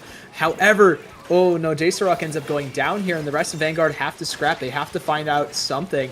Reiki just pops that Zipcaster just to stall a little bit for the rest of the team, and that's going to get them down to 40 points here. The Killer Whale pop to extend, and Mickey ends up dropping, but it's still a 3-on-3, 2-on-2 now. This Luna's doing it all on the defense, looking for that fourth, and no way! Reiki's still able to stay alive, finds another pick, and is just holding things down non-stop for Vanguard. Wow, we had an amazing -3 by the Luna Blaster, but look at Reiki just surviving and keeping the offense up. I mean, they're just doing it all alone for the moment. They're the only one pressuring the defense, and look how far it took Vanguard. 40 points left, now down to 30 because of that last or like second checkpoint, and they're going to the last. It's the last trait for Vanguard, and they can just continue pushing for the moment. It looks like that Kraken is going to just end up stopping them for the time being. Phoenix, though, trying to push that tower forwards, gets picked off by 4 members just waiting of Duck, and now Vanguard have to reset a little bit. but Reiki's still giving a few issues on this top right side. Not in the best spot to move tower, but giving a jump as well for the rest of the team just to stall a little bit more, get the 2 backlines up and running. But these strikes are coming through and forcing them further back. Duck have 45 seconds to try and make this work, try and get that lead back, but what do they need to do that? I mean, it's going to be hard. 30 seconds left. It's not a lot of time for them. Time is, I mean, the clock is ticking, and they have a huge push to do because they need to take first checkpoint, second checkpoint, and start the third one. So. But this Ultra Stamp and the Tri-Strikes could really be their ticket in. The Stamp gets picked off immediately, but the Strikes end up finding a trade of their own. The only special on deck for Vanguard is this Killer Whale, and it's going to need to be big. Phoenix ends up going down, though. The Hammer's on that bottom right. The Whale knocks off the Kraken, actually. It's 2 players down, and this Kraken can't get back on. Just constantly being forced off. The rest of the players are dead. The Zipcaster's on tower, and Vanguard end up holding out for map 1. That was so close, but I mean, at the same time, it's so hard to keep a Kraken off of such a strong spot. And I mean, somehow they managed to do it. Like, that was amazing, amazing defense by Vanguard. Wow. Yeah, I mean, that was just impressive work. And we have to highlight that offense, too. I mean, Reiki really just getting the ball rolling here. First off, with this impressive double, great trade there onto Ips.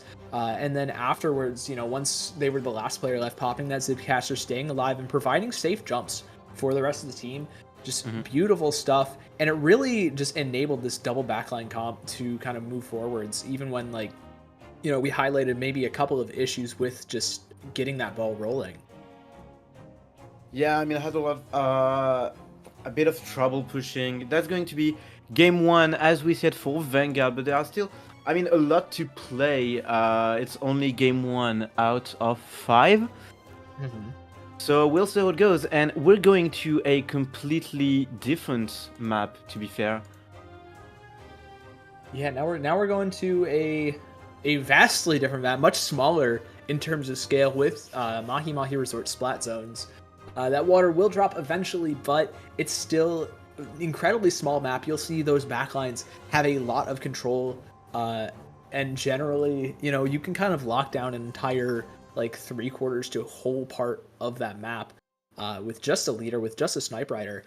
Part of me thinks that we won't see, most of me thinks that we won't see that double backline set up again from Vanguard, but what do you think? Yeah, I mean, double backline seems very, very hard to pull off on Mahi, especially Mahi zone. Like, you need control of what happens, that's for sure, but at the same time, you need a lot of mobility in order to make it work. Yeah, and you have to be able to fight. We'll see a lot of AoE, that's for sure. Yeah, there's a slosher. And then, oh, we're actually running it back They're keeping again. the same. Okay. Switching out, though, I believe the shot. Phoenix is on that Splash-O-Matic. Crab Tank will help out a lot more for holds. A much more consistent option. We're just kind of standing here. Yeah, more consistent option. Let's see how it goes. On the side of Duck, we have a Decavitator, which is very, very good at, I mean, just rushing people and taking some huge kills. But look at Vanguard!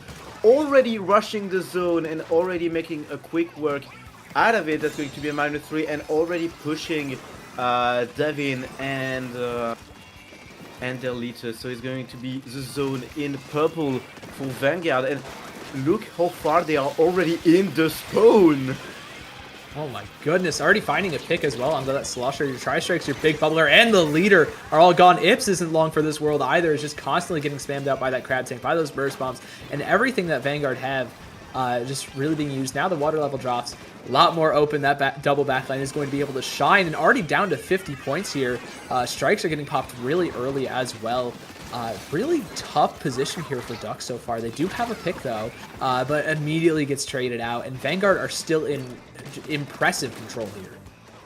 Yeah, impressive control, 20 points left. I mean, the zone is very disputed, but Duck need to find a huge opening if they want to do something. They don't have the paint, and they don't have the kills to go. Decavitator goes down, Slasher can't do anything, and yeah, that's going to be a quick game 2 by Vanguard. They are so, I mean, they're so dominant for the moment. They're not letting anything go through. Yeah, no, they really didn't let anything, you know, through their sight. Able to just 100-0 the zone, even after giving a 30-point head start to Duck. They kind of just sat in spawn for a second, just at the very beginning, and then immediately retook.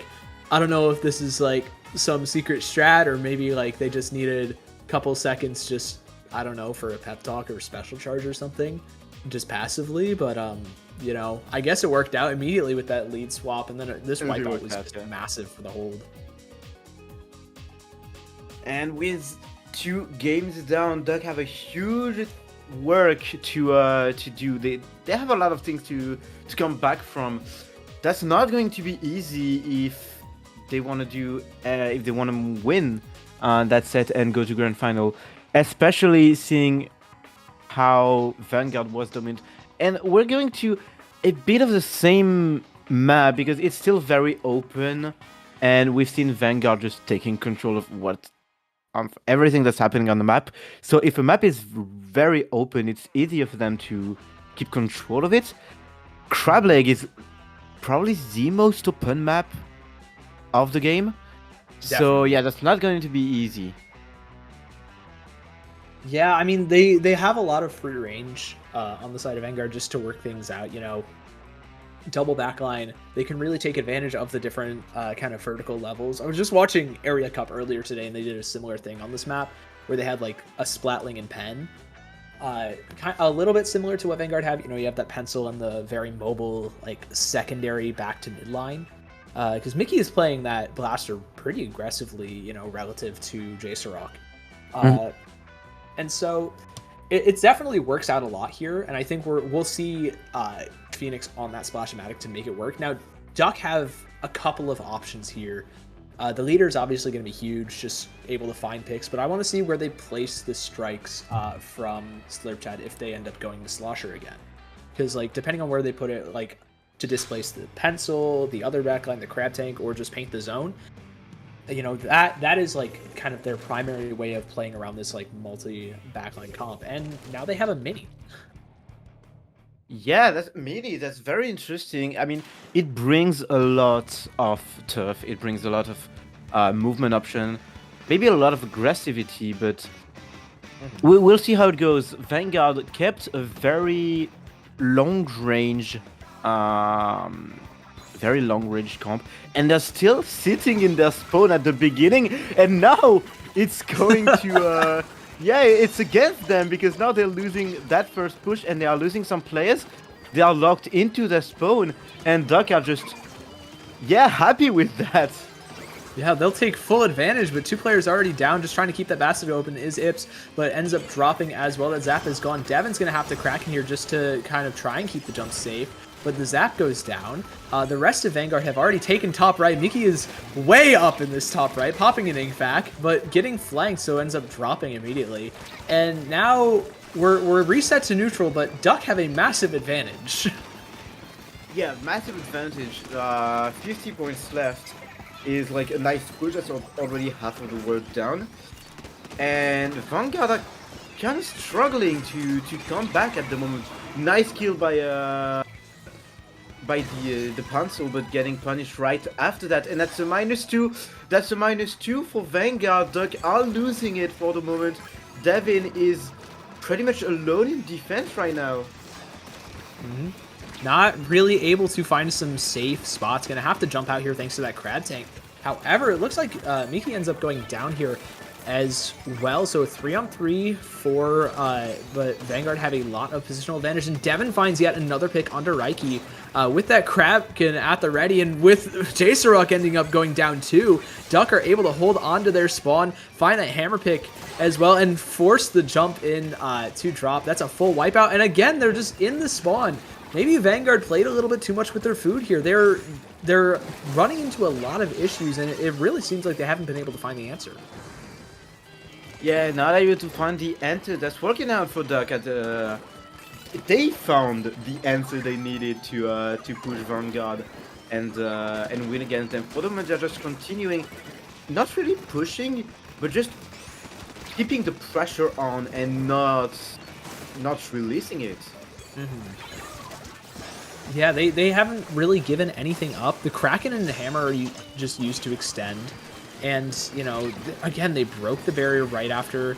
However, there are several players down. The crab tank is popped, But this Splatling is just still running around, finds a pick on the Phoenix, looking for a little bit more, just trying to stay alive now for the rest of the team as the only member up in mid, and still finds so many fights. This Mini is just doing it all yet again. And now with Ips up and ready, going to find that pick onto J-Starrock with the Slurp Chat here, and it's just a bloodbath on this left-hand side, and Duck keep on coming out on top, even if they're losing members. They still have so much space.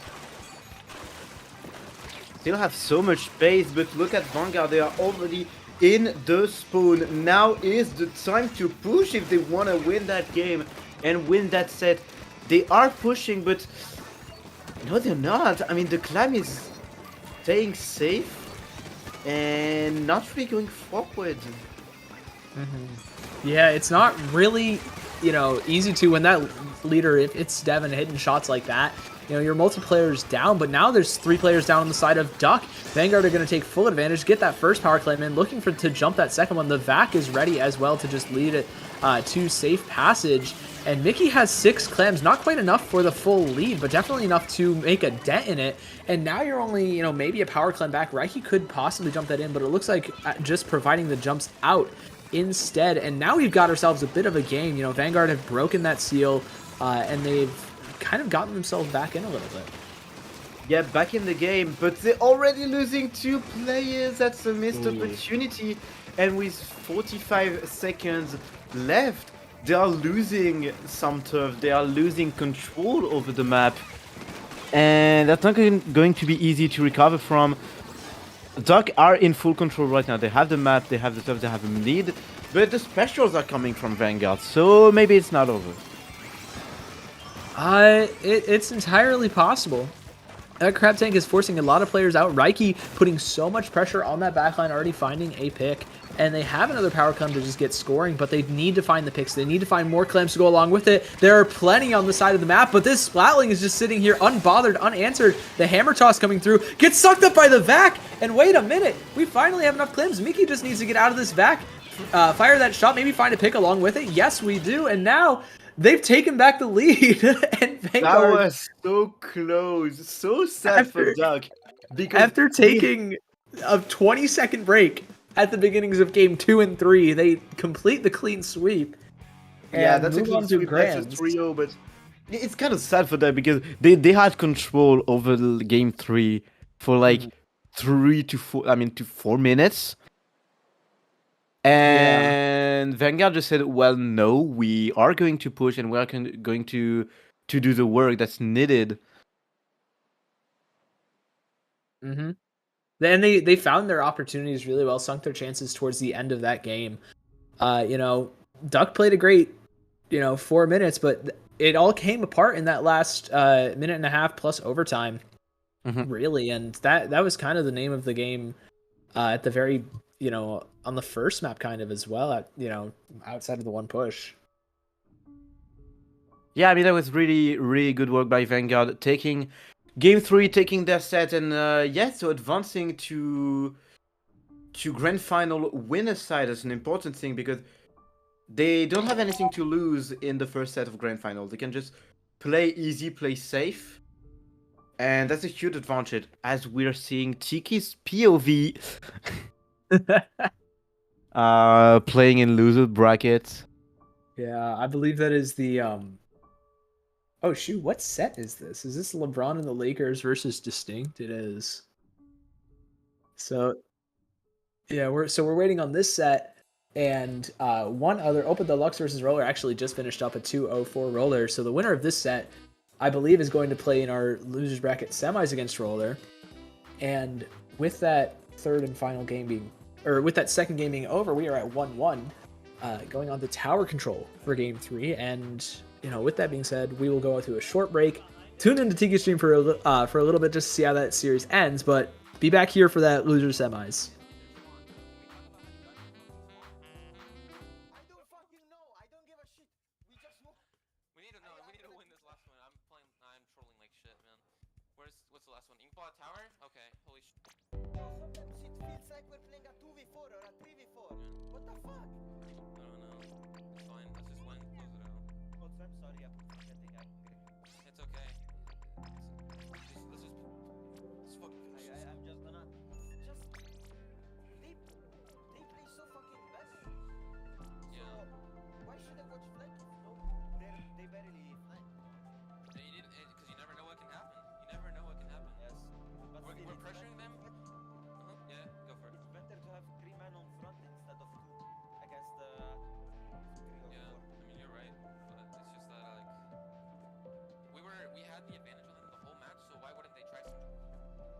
try something. They can't just keep forcing the front. They can't always look at the flank. Cap also has Yeah, it's okay. look at the Yeah. flank. I'm gonna have to watch the replay because, like, holy shit, that guy. Who even was it? The sword. Alright, well, whatever. Let's win this match. Move on.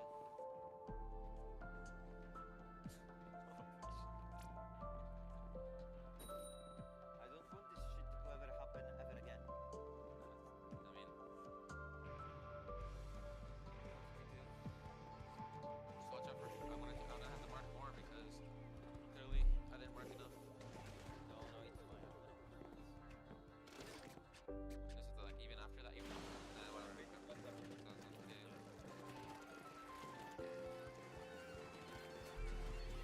One for right, one. Yeah. I'm out about one left right now. Good go. Let me left, I think.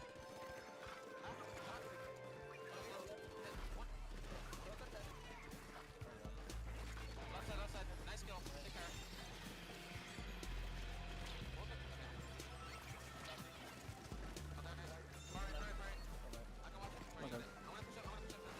Yeah, I'll watch it. Where's Willa? Dead.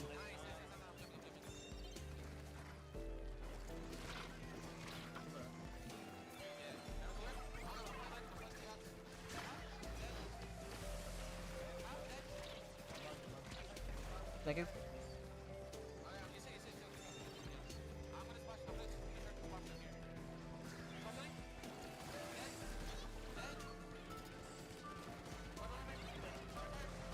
Dead.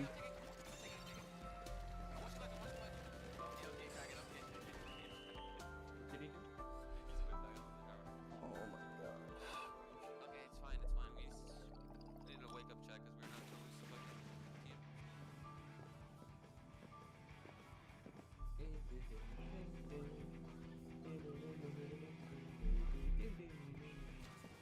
We're against the same team on B. Wait, what? We're against on B again. They beat I was why like, not? Yeah, that's a pickup. Okay. no. Nice.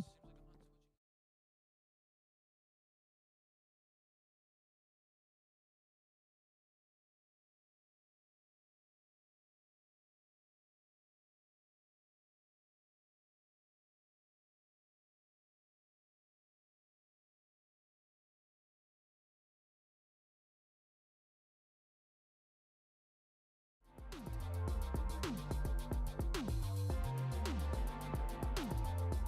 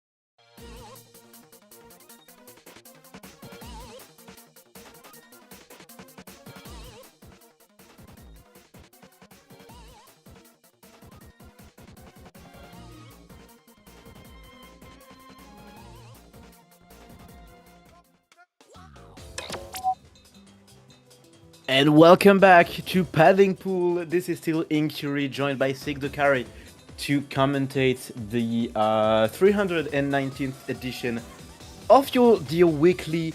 And we are right now in loser semis, watching Roller against LeBron and the Lakers.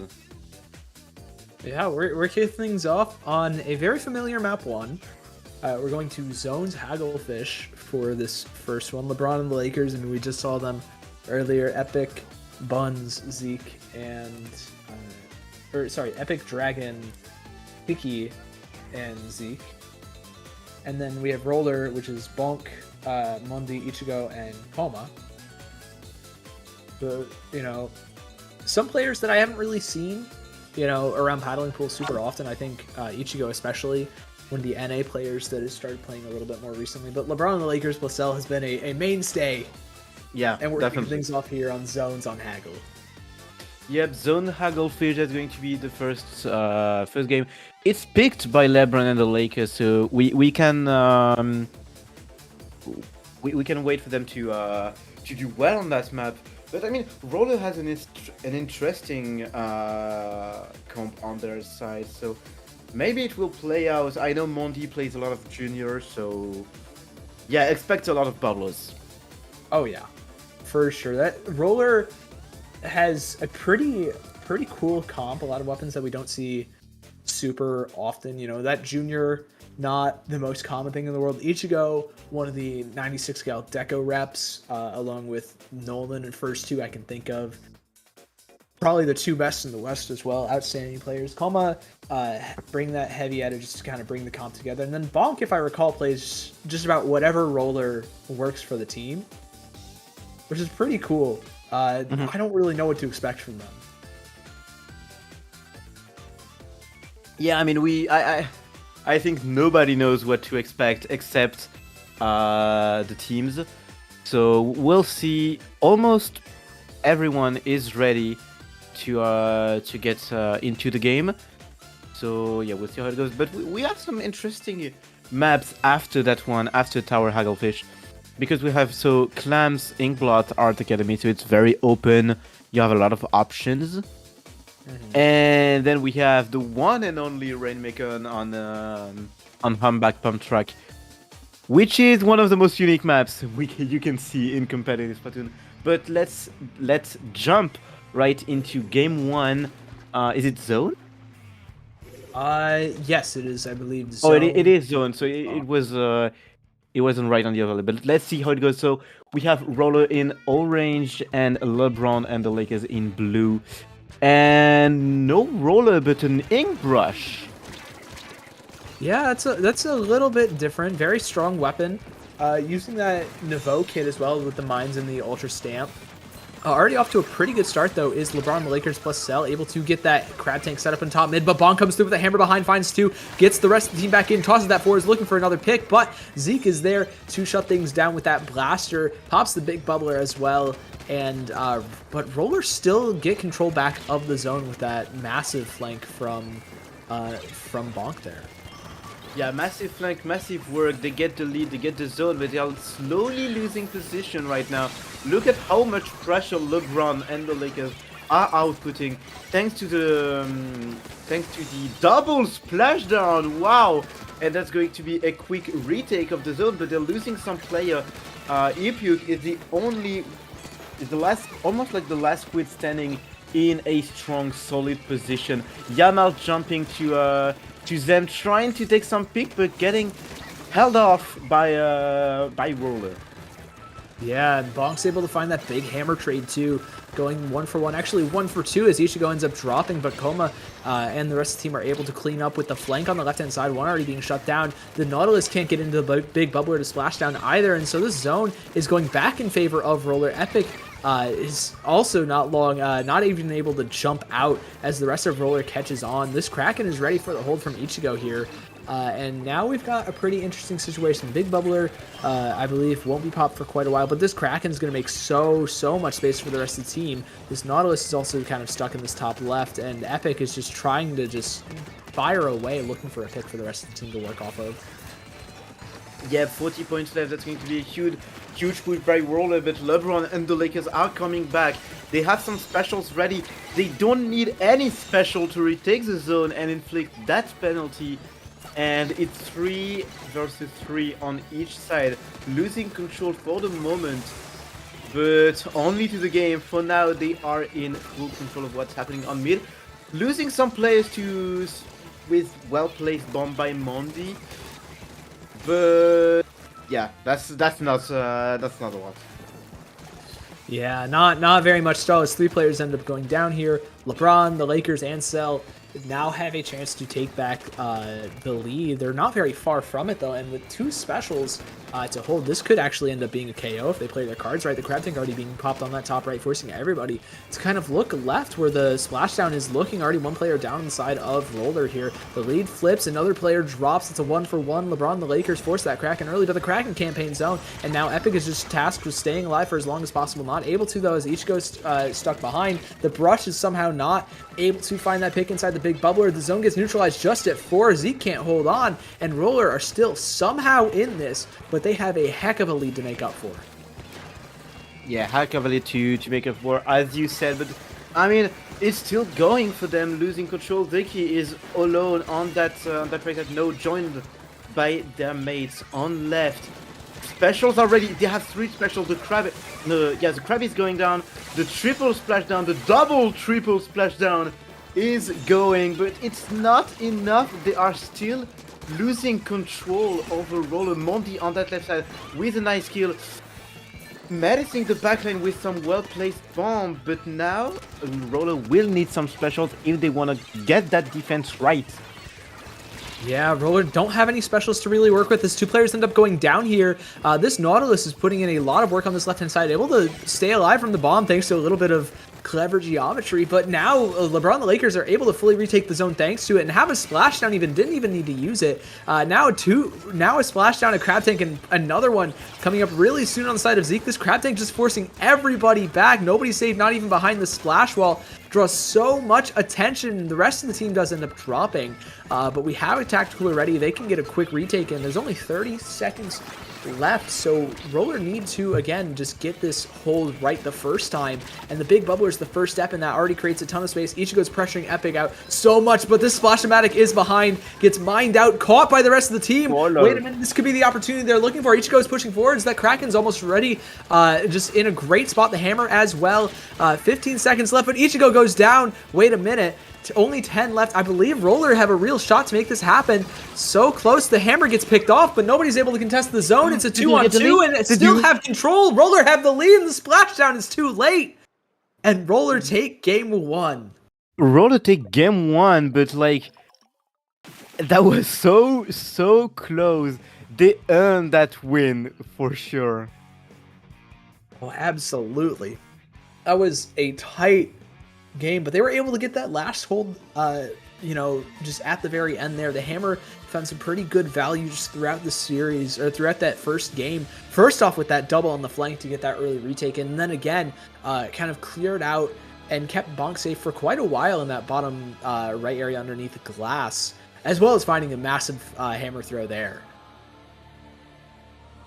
Yeah, massive Hammer, so massive defense overall by Roller. They were able to, when they had their tentacles onto the zone, they wouldn't release it, and it was just so much control, so much temporization and patience by them, I feel like.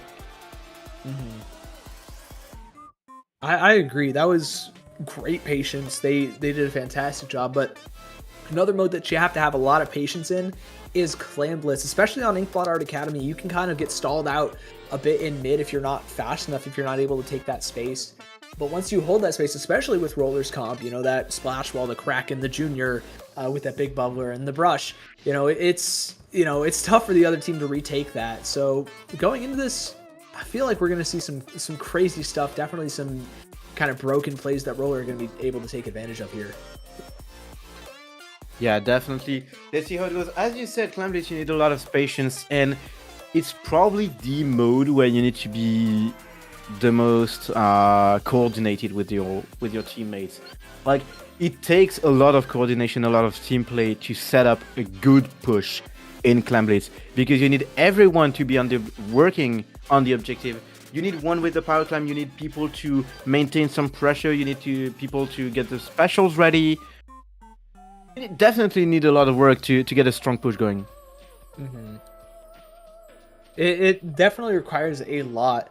I'm curious to see what LeBron the Lakers are going to do. Are they going to stick with that double splashdown comp? Definitely can be pretty strong if you play around like the stacks a lot. You know, you can use it just for an easy quick pick or clear.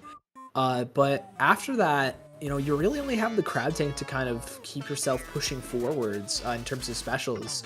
Wondering if they're going to maybe switch to the Vanilla Blaster for a bubbler, or what's the play here for LeBron and the Lakers? That's what we're going to see right now. And we have some, I mean, are they the exact same comps? Yeah, we're running back the same thing. I mean, if it worked, don't change it. And it's going to be so Rolly in blue, LeBron and the Lakers in yellow. And we are in the colors of the Lakers, if I'm not mistaken. Yeah, it's pretty close. You know, they're purple and gold, but we are, you know, we're just a few steps on the color wheel away. That crab tank getting popped a little bit early. Just trying to take a lot of space mid. Already Zeke on that right-hand side. Not really contested here, just trying to create a little bit of space, but also not contested is the rest of LeBron and the Lakers on that left side, also finding a pick. Going down, though, is that Splash-O-Matic. Ichigo getting caught off guards in that crossfire as the Nautilus is on that left-hand side on that ramp. Just looking for a little bit more space. Already allowing LeBron and the Lakers to set up, get a really solid hold early and breaking that big bubbler with the splashdown, too. Yeah, breaking the big bubbler, but getting punished by Mondi. That's still a nice play. They have one clam in. I don't think they'll get any more. Yeah, that's a -3, delayed -3, almost delayed wipe out, I think. And so strong defense by Roller, not losing that much. And now they have a free power clam and 3 positions onto mid. Yeah, they've got a lot of space kind of to work with. Ichigo with that 96, drawing 2 players over of LeBron and the Lakers just into the waiting arms of that Splatling and the Kraken, just to kind of force a lot of players out. And now able to kind of get into the plat for free, clear out a little bit of space, force everybody to reposition. But Ichigo is now caught in the midst of 3s. The rest of the team able to maybe capitalize? No, not quite. Koma's just trying to hold down the fort here on this top left for all the respawn. Zeke just pushing forwards. That big bubbler is going to stop him there for now. But the rest of the team on this left-hand side is already getting aggressive. Zeke moved over to the left as well, and now has to deal with Bonk on the hammer. The hammer is going to be the blaster every single day of the week, and on Sundays too. And now Yamal is just the last one left. Finds 2 though with the blender. Wait a minute, the rest of the team is behind them and has a power climb with Epic here. This crab tank also being set up means that they could probably get it in as long as they provide enough cover. And there it is. They finally have a barrier broken and the lead. Oh, I mean, that was LeBron. Never mind. They already had the lead, but they're down to 70 points, and they're looking for a little bit more. Zeke finds it direct onto Koma, and the splashdown is going to clean up Mondi. Very solid stuff. Still holding strong for LeBron and the Lakers. Still holding strong and still holding the push. Still getting some power clam jumps here. Maybe they can do it. Can they do it? Can they do it? Yeah, that's a power clam in. 32 points left, and I mean, it's still going. Yaman is still behind. They're somehow on the flank, just holding a lot of people. Bonk is over here looking at the left-hand side. I believe Koma is also staring there. But Ichigo on this left-hand side, going to pop the Kraken, gets found immediately by that Splash-O-Matic. And now the rest of LeBron, the Lakers, they're moving forwards. They're hungry for another score, maybe even getting that KO. They're only about 60 points away. And with the power clam just being made here at the feet of Zeke, gonna jump that up into the top left. Nobody's here to defend. Nobody's in position for a bats push. They were able to take it. LeBron, the Lakers, granted, the bombs from Mondi are gonna clean things up, find a couple of picks, but this Splash is still finding some picks. Bonk goes down, and this Nautilus still has a couple of clams to give. So, I mean, it's not a couple of clams, that's a lot of clam, and already 3 needed to take the KO. They have the clams, but they don't have the people to come in. But still pushing. Look at those splashdown. Look at everything that's happening. Roller was looking strong in the beginning of the game, but LeBron and the Lakers just took it to the full advantage. Yeah, they really did, and they're still pressing that advantage. They have another power climb ready. They haven't given an inch of mid to Roller at all yet. And now with 2 power climbs, they might look to KO possibly here if they can get both in. Already finding an early pick on the Bonk, who's trying to start off a flank here, maybe get Roller back into the game. But with 45 seconds left, you need this first push to be your only one really if you're Roller. And it's looking solid. You already have 2 picks and you're pushing forwards, but this Crab Tank is there to stop everybody in their tracks. The Splash Ball, though, able to give an opportunity to Shred and force a bunch of jumps out. So they have a big bubble. They have a big bubble. That's the way to go. But the Power Climb is late. Power Climb was late behind, jumping, but they're losing everyone. They're losing absolutely everyone.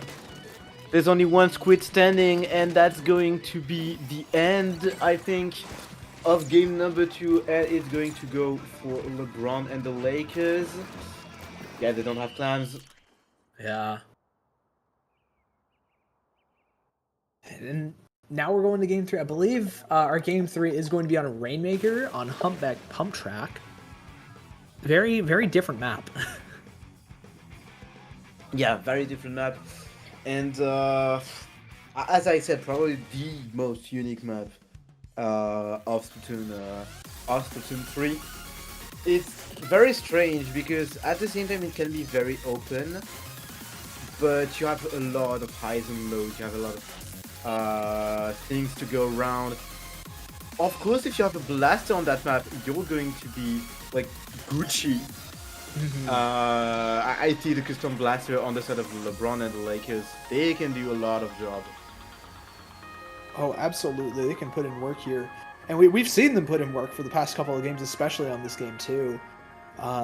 Game 3, you know, that splashdown really good at kind of shutting down the Rainmaker or just an entire area for a couple seconds. You know, you could say that about both splashdowns really, but maybe this is a game where, hear me out, we could see a Silver Nautilus just because Rain is so strong at clearing out kind of the one place you want to be able to push from on this map. Yeah, definitely that's a hard map to push, but you have a lot of ways to go, so defending on that map is also not that easy up to a certain point. Like if you like the first few points until the checkpoints are pretty easy to get. But if you go further than the checkpoint, I mean, the defending team is at the same time always there to defend, but it's also very easy to restrain them to a certain area you want them to be in.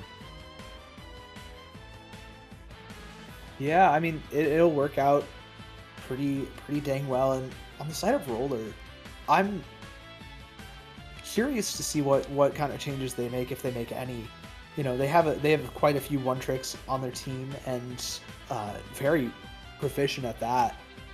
You know, 96 Gal being so good at just ending overtimes, ending games, and Rainmaker pushes early with that Kraken.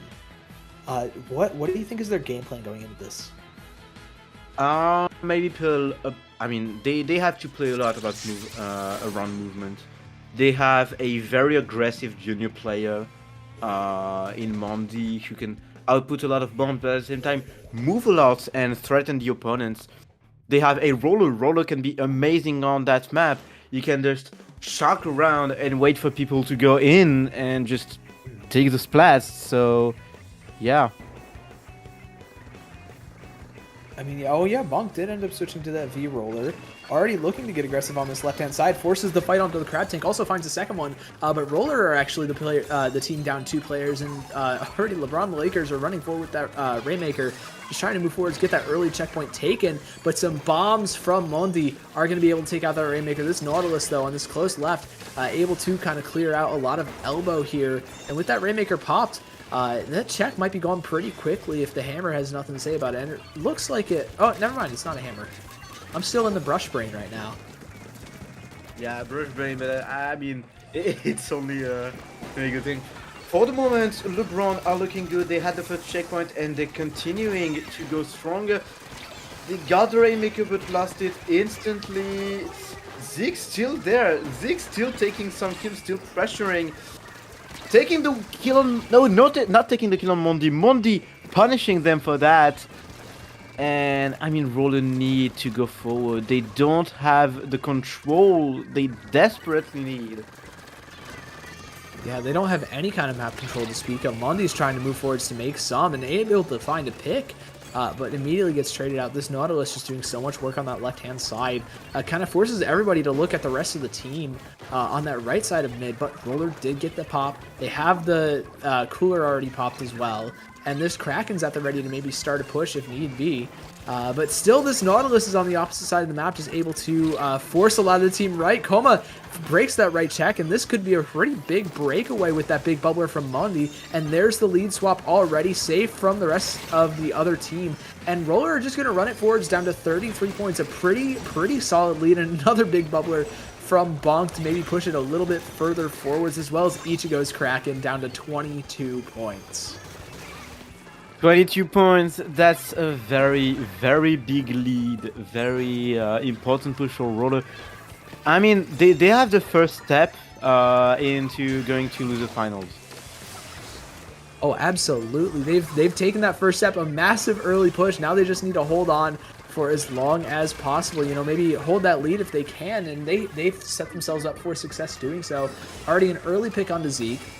Put this Rainmaker in a rough spot and already arcing some bombs over and just sinking a shot like their aunt. Just trying to end the Lakers right here and now. Two players down on both sides. It's 2-on-2 around this Rainmaker bubble. But Epic is just trying to play for that pop. The Nautilus is moving forwards, and Bonk is able to jump out to safety here. And now we're reaching a bit of a stalemate. This will happen a lot of the time around Elbow, where neither team really can get you know, some really establishing picks. Oftentimes you'll see those on the Splatlings, but nothing really happening here so far. Yeah, definitely. That's very close game for the moment. Neither team are really getting the opportunity to go forward at the moment. They're just back to neutral position. LeBron are to push, but Roller got some very, very important kills. Telamon getting punished. That was a good shark, but nothing came out of it. Mondi on that left side looking for everyone trying to flank. Coma holding that Rainmaker. They will need to hold it for more than was given to Coma for the moment. Crab is out. They need to go in, but they don't have the opportunities to do so. No, they don't. None of LeBron and the Lakers can really find anything here. And with all these bomb picks coming through from Monday, especially on the Epic, they're really not getting a ton of tacticalers out from your heavy edit. That just makes things all the more difficult because you can't play at the pace that you normally want to. You can't push that. And now we're stuck at 40 seconds left, and the Rainmaker is just barely getting back into mid for a second time. Yep, 30 seconds left. That's going to be maybe last push for LeBron and the Lakers. If they lose that one, that's going to be the end. But they have some amazing options to splash down. The Crab is out. Rainmaker getting exploded by that nice Kraken.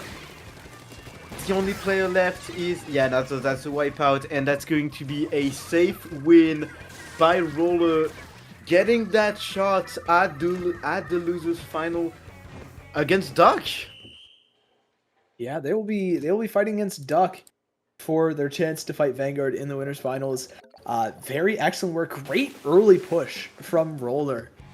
Really just setting the tone there. You know, you don't see people push left super often.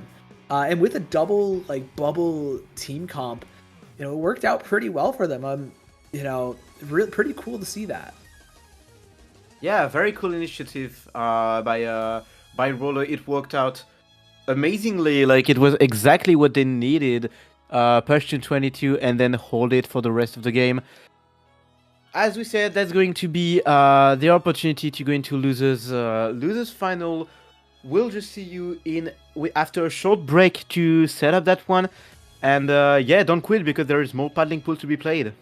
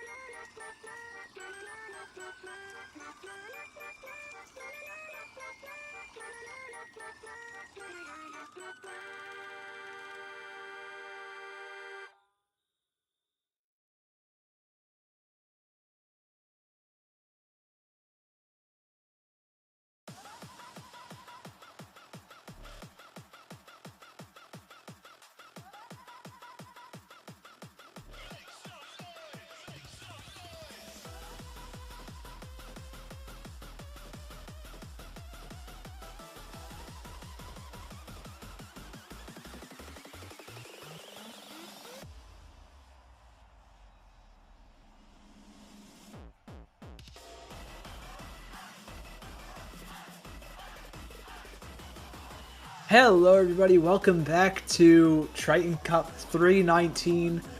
We've got your losers finals up and ready for y'all. Duck versus Roller. I'm Sigdakari, joining me on the mic is Inquiry, and we're kicking things off on Rainmaker Scorch. Rainmaker Scorch, what a map. I mean, I don't see it that often, but it's always a great one. Like you have so much to do. You have some different ways to push. It's also very tricky about it because you need to keep control at a distance, but at the same time be able to rush in below the ledges to deny the opposing team from setting on them. Yeah, definitely some crazy power positions you need to take advantage of. Can also be tough pushing the Rainmaker super far, like past about 50, 40 points really is when the going gets tough here.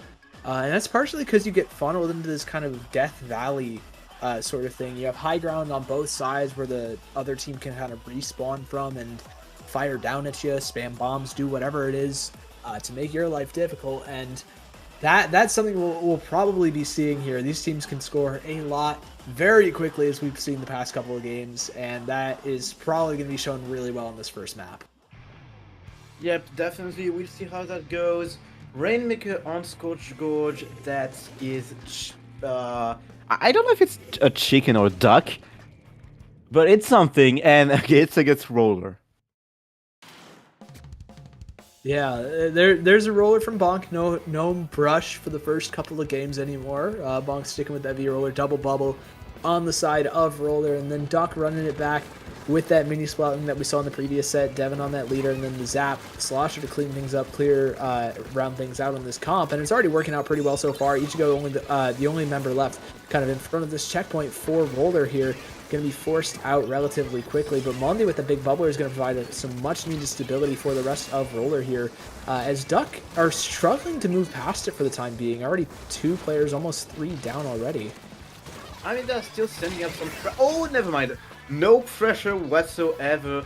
Mondi jumping to get the kill on the Rainmaker, and that's going to be a wipeout. It's already Devin in the defense box.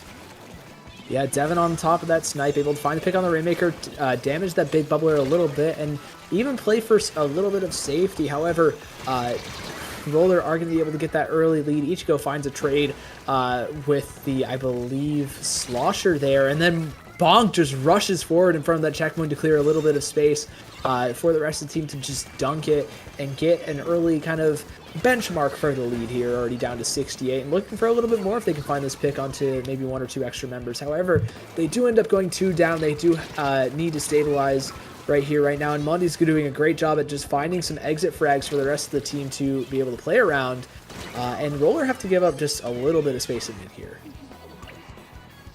Yep, need to give up a little bit of space, but they have the lead and they have the position they need in order to defend. Billie Jean is going to go forward with that hammer, but getting punished instantly. Kraken is maybe going to pave the way for it, but there's another Kraken in answer to this, and that's going to be a Kraken duo. But Roller are winner of this team fight. Yeah, with that pick onto the Slosher of Duck, Roller have control of that Rainmaker. They forced everybody out back into mid, and these strikes are going to look for just a little bit more space, but the rest of the team is able to kind of just stabilize, stay alive, and kind of force all of Duck to run left. Bit of a riskier spot, especially with 2 players down, but it works out so far in the short term as they get the check, but immediately get turned around for that wipeout, and Roller are right on that offense with Bonk and Ichigo leading the charge. Yeah, leading the charge. Mondi is going to go forward with that Rainmaker. Not getting punished! For the moment, it's still going, and 30 points left. It's huge. Like, that's a huge push on that map. And it's still going because we have the Roller taking -2. Bonk! Bonk going forward, 15 points left. What a push by Roller already. Making a statement against, like, one of the top teams of this tournament. Oh, absolutely. Really just getting things going for the rest of Roller right now. Still in the spawn, just now starting to back off a little bit, but Bonk is still in a great spot. The Shark gets found out by that burst bomb and has to jump, but the rest of the team is able to stabilize. Nobody picked off by Devin just yet. The strike's actually being used to just retake their own spawn. Duck are in a ton of trouble right now. Not only are they 50 points down, but they don't have control of the Rainmaker. It's safe from Devon's leader, just now getting picked off, but so many specials had to be popped and invested just to get that Rainmaker out of there and just to kind of get back into a spot where they can consider contesting mid. Duck just really don't have any kind of ground to work on here. Yeah, they can't really go forward at the moment. Roller's defense, I mean, Roller in general are looking very, very good right now. They can take control of whatever's happening on the map. Their neutral is good, their defense is good, and they can put some insane pressure. Like, whoa! I think that was like -3 in one shot. Yeah, that was a quick 3 down, but the rest of the team's able to stabilize, and Ichigo does end up getting found out in that bottom left, but draws 2 players and so much crucial time that Roller's able to kind of just reset here, force more specials to be popped just to take some earlier parts of the map, and it's already going pretty well. Coma also finding 2 on that just crossfire on that off angle, looking for that third on the Rainmaker. Now it's just Devon left to run for the hills. Gonna have to pop this Kraken to even consider getting to that Rainmaker, but the rest of the team, the rest of Roller is able to pop it, find it. But with that pick, we might see a little bit of an overtime, but Devon's not going to be available for it. Already dropping. Billie Jean's going to need to pop this Rainmaker immediately. Has it. The rest of the team is able to pick up, but Bonks there with the roll to shut things down, and Roller kick it off by continuing their streak and winning game 1. Yeah, that's a very important game 1 because it sets up the tone for the rest of the sets, and starting a set with the advantage is a really, really good thing. So yeah, nice momentum by Roller, and they are giving themselves a nice start into the set. Oh, absolutely. Did a fantastic job. That early push was just sensational. I mean, yeah. How on earth do you manage to get 2 players with 1 swing, get that curling bomb out for yourself after setting up the big bubbler, and then scoring so many more points with the rest of the team not too far behind, able to kind of capitalize and stall so much more. You know, you gave up the first check, but I mean, come on, man. That was such an absurd lead. Yeah, absurdly to start at 15 points left, like on that map. It's almost unbeatable, and even if it's not, it looks like it. Mm-hmm. So if you get pushed that far, you obviously have a bit of a mental breakdown, kind of. Yeah, it can be really tough. You're already like halfway defeated there already. But speaking of some interesting maps and some tough ones to push, we have Eel Tail Alley. Who picked this? I need to have a discussion. Are they okay? I think they are, but it's I mean, it's chicken. I mean, it's Duck, and we know Duck for they like to pick some interesting maps. Like, yeah, I commentated over the set a lot of times, and they pick a lot of not weird map, but unexpected ones. Mm-hmm. I just remember hearing a lot of people not being fans of this. I'm curious. I'm shocked that it's made its way over here. Pretty interesting. We haven't seen it. Very known for really leaning into kind of the heavy choke points of the map. Oftentimes you need a special to kind of break those stalemates that you'll find in mid if you don't find the picks, and it can be very difficult to pressure backlines. I guess that's kind of the philosophy they were going for with that leader there. Definitely very solid pick for that weapon, but I haven't seen this played out super often. Yeah, but I mean, it works for them. Eel Tail Alley is definitely a very strange, a very strong map for Lita. You can take control of the mid so easily, and they have some burst damage too. Like, they have a Luna. Never mind, they don't have a Luna anymore. But they have a bucket. They have everything they need to take control and to be very, very aggressive. For the moment, it worked out, and Roller are in trouble. They couldn't get that first neutral right, and they're still losing some players. Yeah, that Ultra Stamp from the Luna Blasters keeping things rolling for Duck here. Able to get almost all the way through that second checkpoint just in the first 45 seconds. Now finally being stopped by Roller.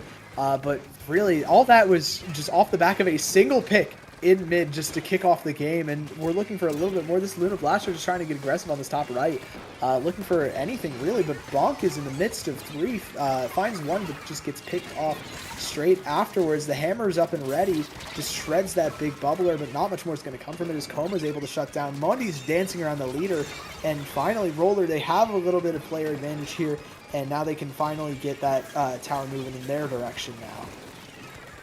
Yeah, that's a very important one, and we look at how they are breathing through the defense. Oh my they got goodness. one neutral win, and it's just game on. Strikes are very important to hold the tower there, but only taking one pick. The bubbler is there. Billie Jean is struggling. They are struggling to go to that tower.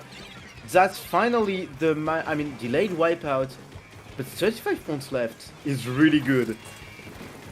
Oh, no doubt. That is a great first, a great lead first off. And also, like, you're still finding picks at that. Already 2 players down on the side of Duck here. Really not able to find anything outside of just a one-off pick onto, like, Bonk or Ichigo. They finally get that tower moving. They have a little bit of top mid set up, but Koma's still here causing issues. Billie Jean's pressure. Devin's able to relieve it with a pick.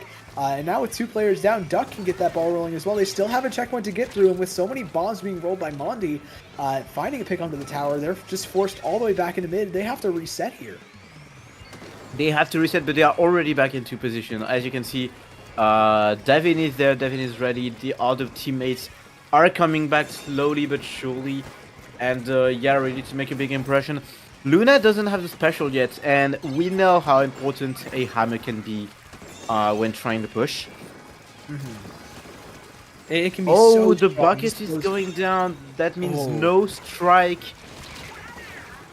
The rest of the team is tacticaler though, so Bonk is able to find one, but the rest of the team is back up pretty quickly. Already jumped back in. The Kraken from Ichigo just moving forwards, extending the play, creating a little bit more space, and Roller have control of that tower, but the hammer drops down from the top ropes, finds one, gets the second, looking for that third, and there it is, the full wipeout for Duck. They're back in the game here, Inquiry, and they have a minute 40 to just get the first check and maybe get to that third one. Wow, they are even further forward than what Roller was. I mean, they are taking some huge position. Both trying to make something, but no, that's a lead taken. A bit late on the defense right now. 30 points left and attacking the last checkpoint. Roller are back, but not that much. Mondi surviving by an inch. 1 minute left and the push is still going for Duck. Yeah, it looks like it's finally over now that, 3 players got picked off. But this bucket is just trying to hold as much space as possible on this left-hand side. Bonk can't really move here, getting out-painted, outgunned, out-positioned, really. Bucket taking great advantage of that vertical, height, the play around that, just as a Bucket does. And now with the strikes at the ready, able to clear out, deny so much space, but that's if Billie Jean needs it. And Billie Jean finds 3 on that left-hand side. This Luna Neo is just so good at taking those close-up fights. There's none better than it. And now with 30 seconds left, Ducks still have control of that tower. Yep, still in control. Still balling, still ready to push and to deny Roller from pushing. That's an interesting game because we've seen Roller just go forward instantly and take a huge first push. But this time, Duck was able to fight back. And at the moment, Roller are not in position to go back and take another lead. No, but they do have some picks. They have a couple specialists to work with as well. Ichigo has that Kraken ready for the tower, and they have a big bubbler too for the rest of the team to maybe hold with. It looks like they're going to elect to pop it on that top left, but nobody's on the tower. This Kraken's going to have to make a jump for it. Ips is able to find that pick, but nobody's able to contest. This Kraken's just rushing for it, but the Luna able to just take it back right at the last second. And now we're even up 1-1 here going into game 3. Yep, 1-1 going to game 3. And game 3 is going to be important because it is a split zone. Splat Zone like the most played mode. I don't know the map yet, but I think it's going to be the pick from Roller. So they will have an advantage on that one. Oh, absolutely. Very, very solid map for the Roller in general, I believe. Just zones maps really give Roller a chance to shine, especially with the big bubbler. Holds space so well inside of it, and just in general. They have double bubbler. They can take control of a lot of things on the map just by outputting a bubbler, and you just secure one side of the map. Yeah, it gives so much just free cover, just one ways as well. And it's Robo Ramen, so the big bubbler is going to be massive on like the elbow, just on the holds, on the retakes. That the tri-strikes and the ultra stamp are going to be vital to Duck's success here, just in breaking those and taking back the map. Yeah, definitely. So Robo Ramen, very interesting map, because at the same time it's also really, really good for it's amazing for Duck.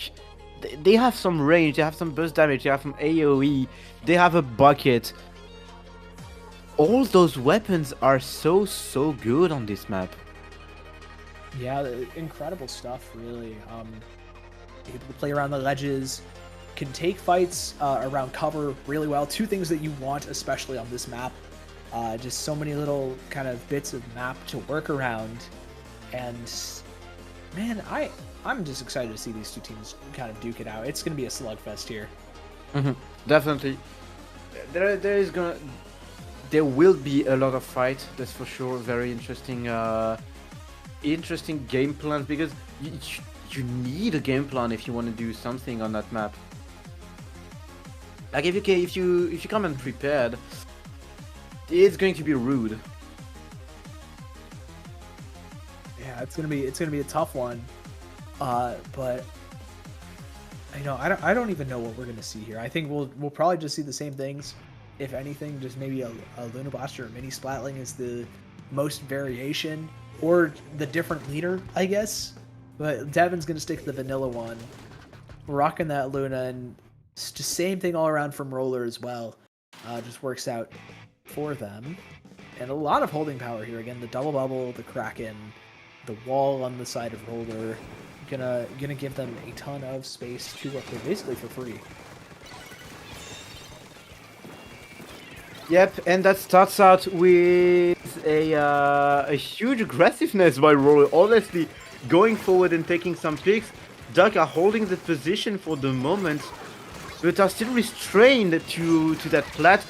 Roller is going down, but taking someone with them. Yeah, big trade there for Roller, just able to hold on just a little bit longer because of it. But now they're 2 players down, so they're going to have to give it up. That Ultra Stamp coming through, going to go down actually to Bonk on that left-hand side. And now they can maybe get a retake going if they can find some pressure onto Devin. This Kraken's already looking for it. Finds one pick. There it is. And Devin's on as well. There's 2 players down. Make that a third on the side of Duck. And now Roller, they have that lead. They still have control of the zone. And now with barely any penalty and close to a couple of big bubblers here, they have a serious shot to just basically fully lock out here. Yeah, that's impressive on their side. Mondi holding that zone. And yeah, oh, that's only 1 player left. Mondi is the only one, but the bubbler is up. They have what it takes. They have what it takes to stay and temporite a bit. But no, ultimately losing the zone, losing what they needed to stay. But 80 points left to 40 is just a straight good lead. Oh yeah, that is fantastic. But this map, you can definitely get locked out pretty easily on, especially with a bunch of specials that are good for holding space, but not quite for taking it. That's something that we definitely have to watch out for. The Ultra Stamp going in, actually going down. 2 players already down on the side of Duck. Make that a 2 for 2 as Devin finds a pick on the Roller, but the rest of Duck is backed up into the zone. They've gotten that lead, but there are a couple players down. Monday has the big bubbler just for a little bit of stability. Ichigo pops that Kraken ready to go, and now Roller they've hit that go button with that Kraken. They've retaken the space. Ips and Devon are going to both have to back off that snipe, and that gives Bonk a lot of room to pop that big bubbler. Nobody's able to contest on the side of Duck here, but they don't really need to. They have that lead. They have a little bit of time to work with, and you know they've got the strikes too. So there go the strikes on top of the zone. Ips is there as well. The zone gets neutralized, but not fully flipped just yet. Rollers still have full control. The Hammer's going to look for one, only finds one. And with a 2-on-2 on the zone, Duck are going to be able to take full control back. Yeah, full control back. There's only a Roller standing full Roller. Duck are in full control. They still have some specials going. Devin is in a great position to stop two people, and there is what? No kill. Pardon? And that's huge. That's very, very big for Roller. Sorry, they get a shot at taking back the zone, but already -2. Mondi is back with a special, but they need to get to the zone very, very quickly without dying. Oh, and that's Roller's able to get back to the zone, but they lose 2 players in the process, so they're able to just get a couple of points back on it, but so many players still end up dropping here. The Luna Blaster's able to find another trade, and so Roller are still on that back foot. The edit goes down. No cooler to speak of, but you have a Kraken, you have a big bubbler. What can you make of it? You're going to have to go here pretty soon, as there's no penalty left on the side of Duck. Luna Blaster's a bit out of position here on this bottom left and getting chased down immediately by Mundi, but is still applying a lot of pressure to Coma. The Kraken's going to be forced back, but the Roller take back that full zone along with it. And now they're in a bit of a solid spot. Not much penalty to go through, not much separating them from the lead, but no specials to speak of. And with 2 players down thanks to Ips on that zap, Bonk is going to have to go huge here on the side, and without, and they're not able to find much more than just Devin here. And without those picks, Roller are still really in a tough spot. Very, very tough spot indeed. 40 seconds left, and I mean Duck are in full control and are ready. Like, they don't have any penalty yet, so they're just going to breeze to the KO, and Roller need to find some actions right now, but they can't. They don't have the players, they don't have those specials, they don't have anything, they don't have the tools to push. And with that last kill by Devin is going to secure game 2 for Duck, and that's a huge one. That's a huge game because it gives them the match point to go into final. Not only that gave them match point, but now they have two games to close it out. You have Clam Blitz on Museum, which is a fantastic map for E-Leader. Very wide open, can give a lot of opportunities to find picks and everything like that. But you have Rainmaker right after, which the custom leader is just so good at thanks to Kraken. You know, Duck have really put themselves in a fantastic position here. But yeah, fantastic position. They have the maps that's coming, so it's going to be important. Clam Blitz Museum, yeah, just open map, so good for if you have a charger, if you have long weapons. And we've seen that Roller are lacking long range weapon. They're the longest range thing they have is a 96 gal, and so being able to poke leader, you know, with more than just bombs is a bit of a pipe dream for them. Very difficult to kind of push forwards, and that's really kind of made worse by their comp. You know, they have 2 big bubblers, and then the Kraken, which, don't get me wrong, Kraken is a fantastic special. It's great at creating picks, isolating players into one-on-ones, but at the same time, you know, it's not great for getting back in, and that's what Roller really struggled with in game 2. This is a game where you need to have a lot of map control. You need to be able to play around your clan spawns and deposits really well to get some good scores going. So how are Roller going to be able to utilize their big bubblers for that? Are they just going to pop them under the basket for as long a hold as possible, or are they going to kind of sequence them in order to slowly take that space and build up a good economy? Yeah, that's a big question, but we won't have any answer before we watch the game. So I propose we watch it and see what happens. There's only all players are ready, so we're going to jump straight into it. Yeah, here we go. honestly, I don't see that many big changes being like used here. Maybe Billie Jean on the mini. There it is. Is that a Tri-Slosher Nouveau? Definitely looks Okay. like. Yeah, we're rocking double cooler on the side of Duck then. Tri-Nouveau is pretty solid here. I haven't seen it used in a very long time though. Definitely one of the weapons that's kind of fallen off as, you know, over the past couple of years just because constant nerfs to it via Turf War tourney wins. Already it's not looking great for Duck as well, already down one player, but trading out immediately. This mini is putting in a lot of work dancing around everything. Mondi's not able to find them before they jump out, and while they did find a couple of picks, Roller still did find a lot of space, more space than Duck did, and they're already knocking on the plat. Yep, on the plat with, I mean, they have 15 clams. That's 1-1. The I don't think, yeah, the bubble won't last long. And I thought, oh, that's not a great push. Oh, never mind. Oh wow, they had one last power clam going in, and it went to a decent push, but like only one mini clam in to straight like almost half of the work down.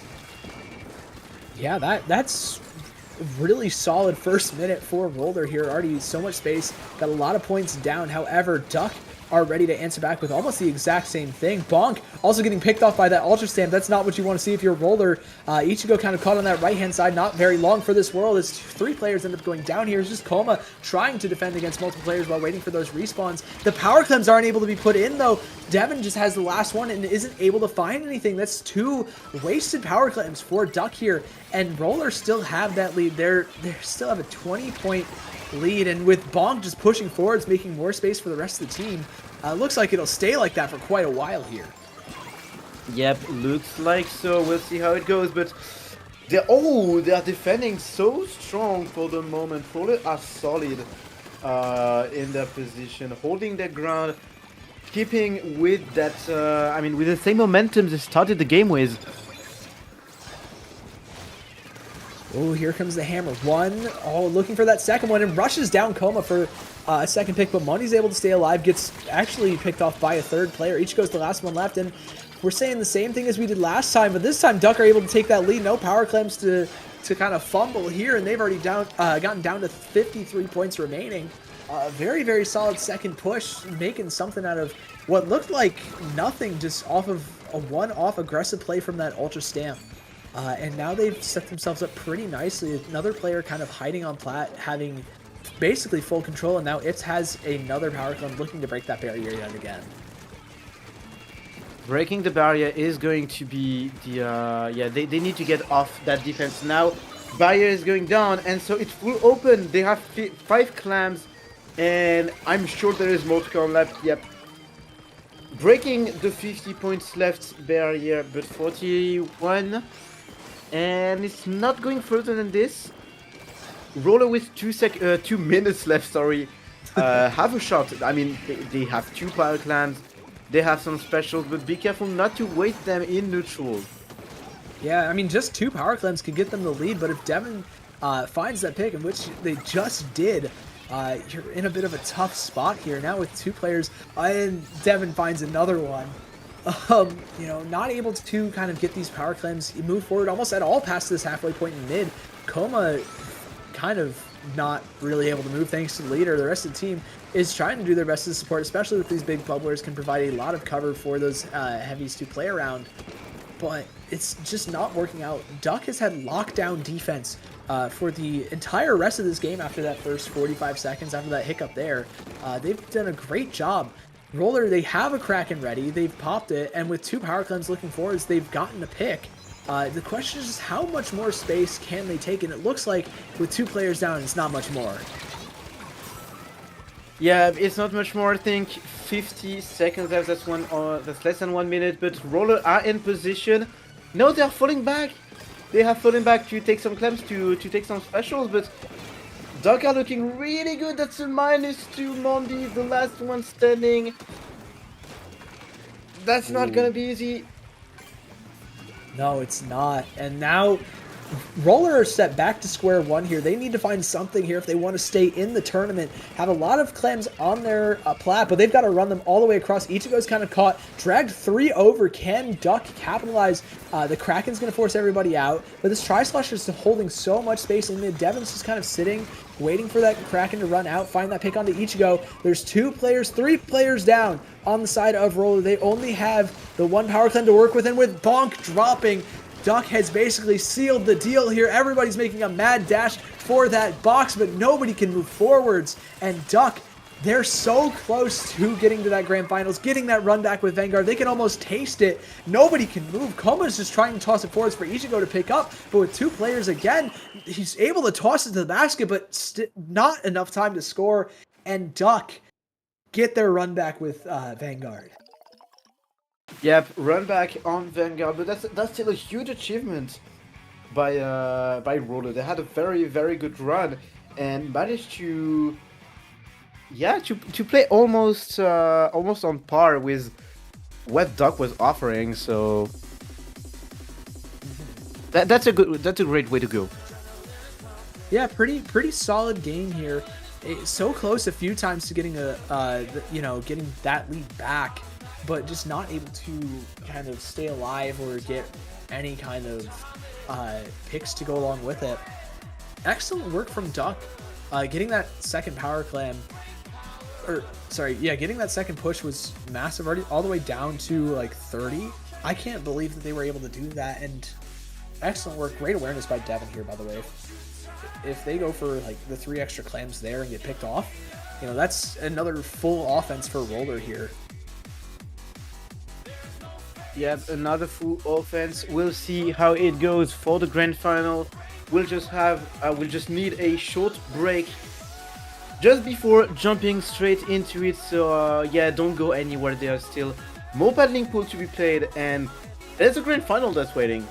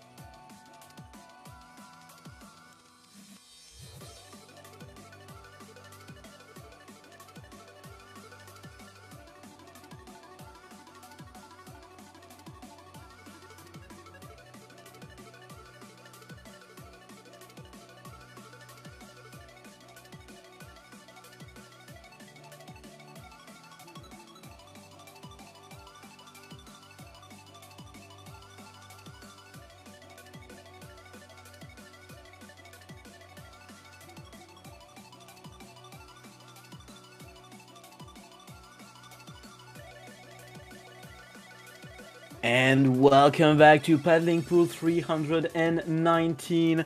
I am Inquiry, joined by Sigdokari, and this set will be the last one, as it is the grand final, opposing on winner side Vanguard, who just went undefeated in the tournament. They dropped only one game to Opa Deluxe, and on the other side we have Duck, who just made their little loser win on losers final against Roller 3-1. And yeah, let's see how it goes for the grand final. Yeah, we're kicking things off on the map we just left off on Museum d'Alfonsino. This time we are starting on Rainmaker.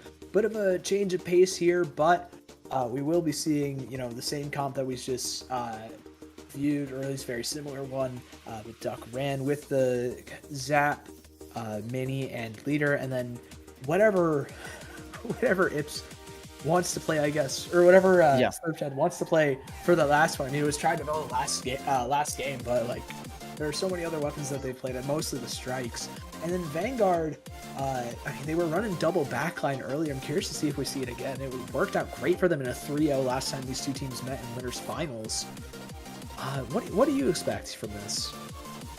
Honestly, I don't expect a lot of things. I know the match is going to be there's going to be a lot of great actions, of great things, some unusual comps. I mean, but in the end we know both teams. We know what they're capable of, and we know it's only fair thing to see them in grand finals. So just enjoy the show. That's what I want to do.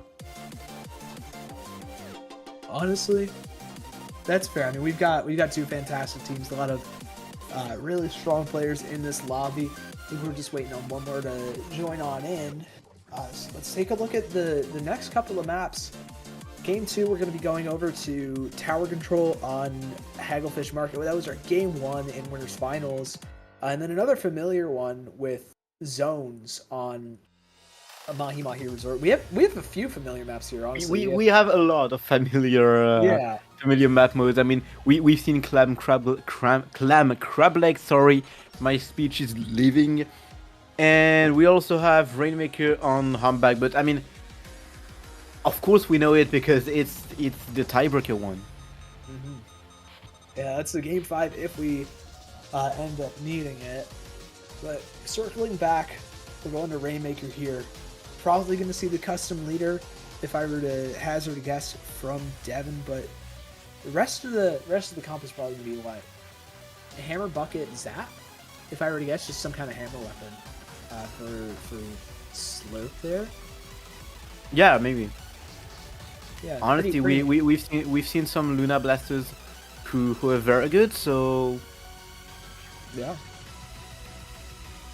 I mean, both teams have a lot of variety in their comp choices. Oh yeah, especially on the side of Vanguard. Mickey is known to play whatever they want, really. Yeah. Yeah, so just we'll see. We'll stay patient on whatever is happening. Yeah. Might take just don't make too much assumption and see how it goes. For the moment, Game 1 is underway. Teams are prepping for this one. Yeah, these guys like making us wait, huh? Yeah. It's gonna be pretty interesting. Okay. I was not here for like 3 weeks. I need to call out really quickly. What on earth happened? We discussed it a little bit, but this screen is just... I think Joe Ryan went a bit crazy over time, but it was starting to already do it. Like I remember Paddling Pool 314. He was doing pie jokes and stuff. Mm-hmm. So after all, why not? We love you, Joe Ryan. Don't change a bit. Yeah, that's fair. This is funny. Don't get me wrong. I was just shocked, seeing this on the block as soon as we hop back in. This is honestly ridiculous. There's a lot happening here. And it just game cleans one up. is going. Game one is going. So it's Museum d'Alfonsino grand final on Rainmaker, and we have some interesting things on both sides. We have a blob.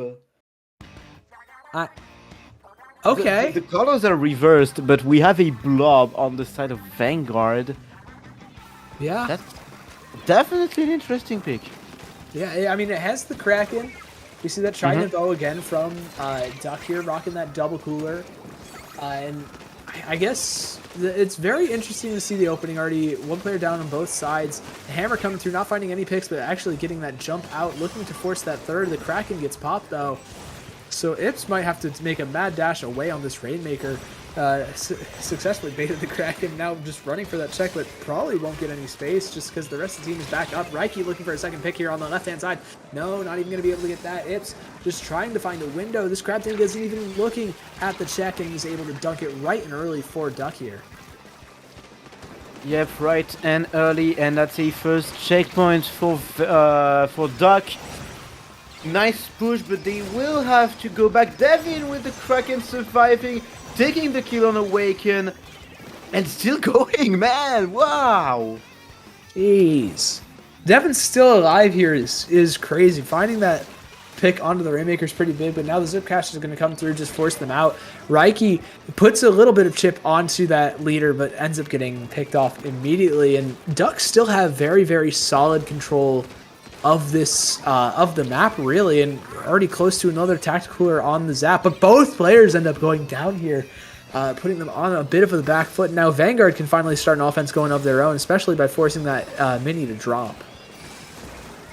Yep, waiting. Oh, nice shot on the Zap. That's a great Rainmaker shot. First checkpoint is out, but the Ultra Stamp. The Ultra Step is there for the great defense. They don't let anything go through that checkpoint. Like, it just, you had to check. Oh, never mind. Oh, well, there's the lead flipped over immediately for Vanguard, just making a little quick sneaky dash. And now, I mean, the mini is just pushing for a little bit more here, just trying to force everybody out. Mickey's not able to stay alive on those dualies. And with the pick again, I think that's Jacerok dropping. Now, Duck have a little bit of an advantage here. The Blob puts out so much damage, finds a pick, finds Chip onto two more, forces Ips back, and that Hammer's not able to find anything. But Ips, with that suction onto the range shield, is able to pick up Reiki and kind of neutralize things, even them out a little bit more for Duck. But they still don't have this lead, and facing a Crab Tank, I don't think they're getting on top of this Rainmaker anytime soon. Yeah, I don't think so. I mean, we can just hope it will hold for the moment for Vanguard. They have the lead. Duck are in a bit of a hard time right now. They are losing some players. They are losing their ground. And I mean, the specials are getting ready one by one on the side of Vanguard. Kraken not doing much. Yep, picking one kill, maybe a second one. No, not even getting punished by Billie Jean. Big play, though. Not punished, but also the teammate coming in to clean up that second pick, just keeping them safe. Excellent work. The Rainmaker did get picked up, but not for very long, as now Duck have the Kraken of their own. They have that tactical cooler up, and the Tri-Sloshers finding Reiki there. So this lead is going to flip really quickly over towards in favor of Duck, and Phoenix isn't able to clean things up. That Blob just struggles around those fast-moving targets. Doolies is able to clean it up on the side of Miki, though, and granted, you know, it's not a big lead, but with a minute left and with sharks like Ips just playing around and just stalling for as long as possible, that's pretty solid here. Yeah, very, very solid. I mean, there's 1 minute left, so any lead is a welcome one. Awaken on that side, trying to go forward, getting stopped. What a stop by the mini flattening, but I doubt they will hold very long against the Crab. No, and it didn't. The hammer toss almost broke it, but not able to get that angle. Mickey now just dashing forwards. The Rainmaker gets picked up before it can even drop. 35 seconds left.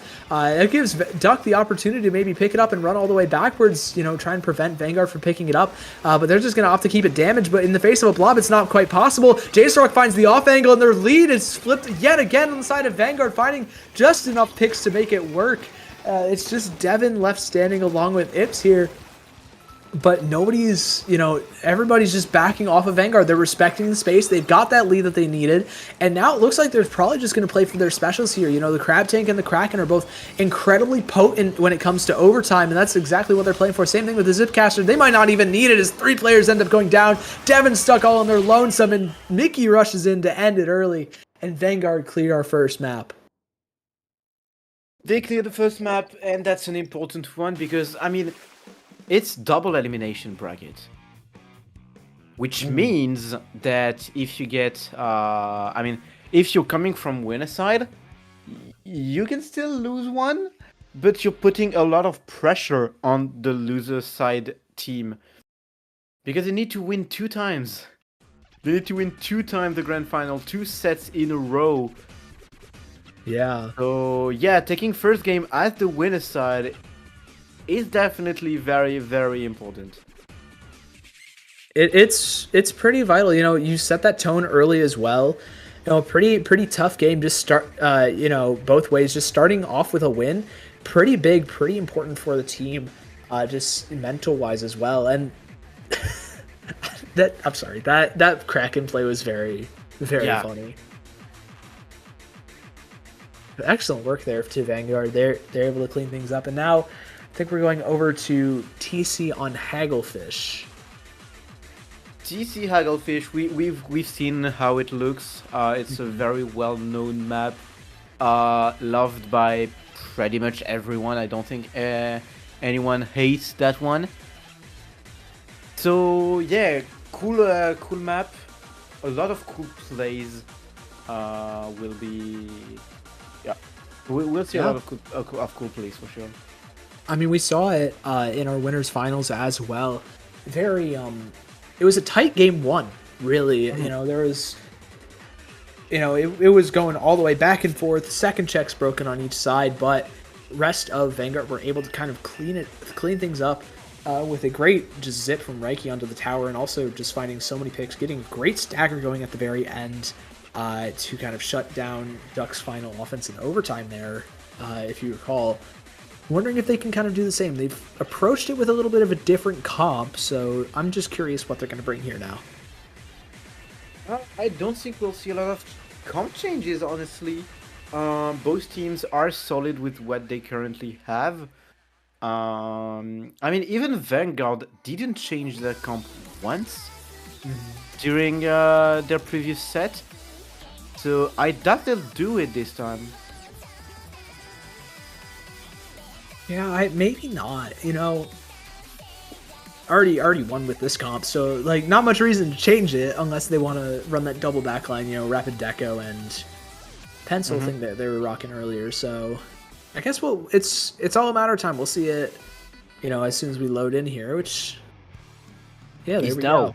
Which is now. Yeah, it is now. So. What can we expect to see? The Tri-Nouveau yet again, double cooler. Devin switched over to the vanilla leader, and speaking of vanilla weapons, that's a V carbon.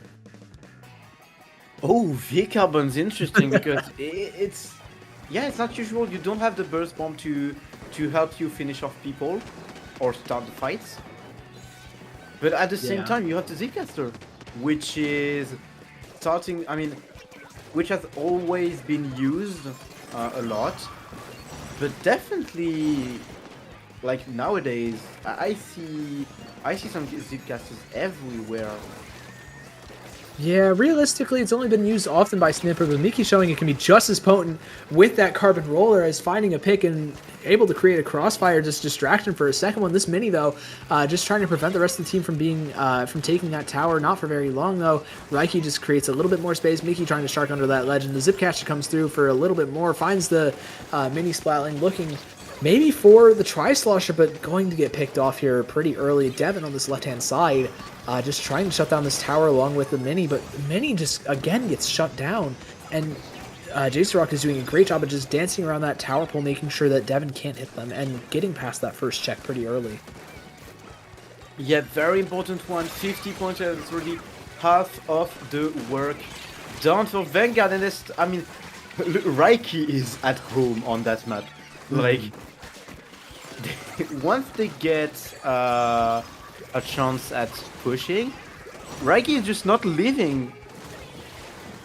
No, I mean, as soon as there's space, Reiki immediately takes it and is just so good at holding it for the rest of Vanguard, really kind of giving them all the space they need. Already down to 30 points left. That's the second check gone and still living in the spawn until the Ultra Stamp comes through, cleans things up.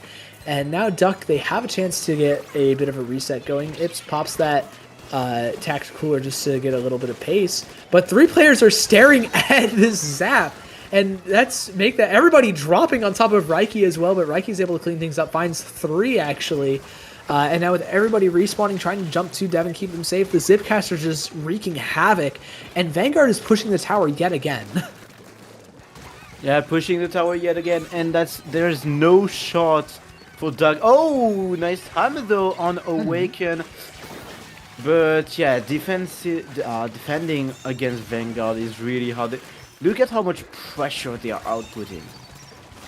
Yeah, I mean, they just haven't really given Duck an opportunity to kind of move up past their side of mid, really. Not even onto those, like, tiny little ramps. And now we just have Reiki doing a great job at forcing everybody onto this left-hand side for Vanguard to kind of have some easy pickings. But as I say that, Phoenix is easy pickings for Devin with that clean little shot. And now Duck find themselves just suddenly up to even 3 players. Devin finds another pick onto Phoenix here.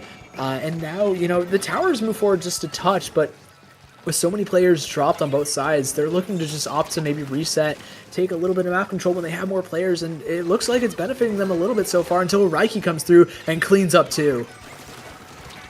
Yeah, that's a nice cleanup. Ips is going down, and that's the first, I mean, that's another wipeout for Vanguard, and just continuing. 30 points left. They don't really need to push. They just need to output some pressure. Devin almost went down, and Billie Jean is going to jump onto that tower with the hammer. But again getting punished. Yeah, not really able to kind of do anything with that hammer, just constantly getting shut down. And this Bloblobber is doing the same thing, finds 2 players. Mickey and Devin are gone. This, you know, this has been a fantastic just blob masterclass from Phoenix so far. Now Vanguard are already at that 3rd check. JaceRock has a pretty funky off angle on this bottom left. Nobody can really move on them, and when they do, you know, they're kind of forgoing the tower, forgetting about it, and getting set up by a crossfire, and already past that 3rd checkpoint. Mickey pops another Zipcaster just to stay alive and kind of dance around and spawn. Just waiting for that timer to be over, and the push is long dead for Vanguard. Long dead for Vanguard, but 30 seconds left, and the Duck has everything to do. Like, it's almost a KO or nothing, starting from 0 with every checkpoint to do. Like, they have to take all 3 checkpoints if they want to win, which is a huge achievement with no break.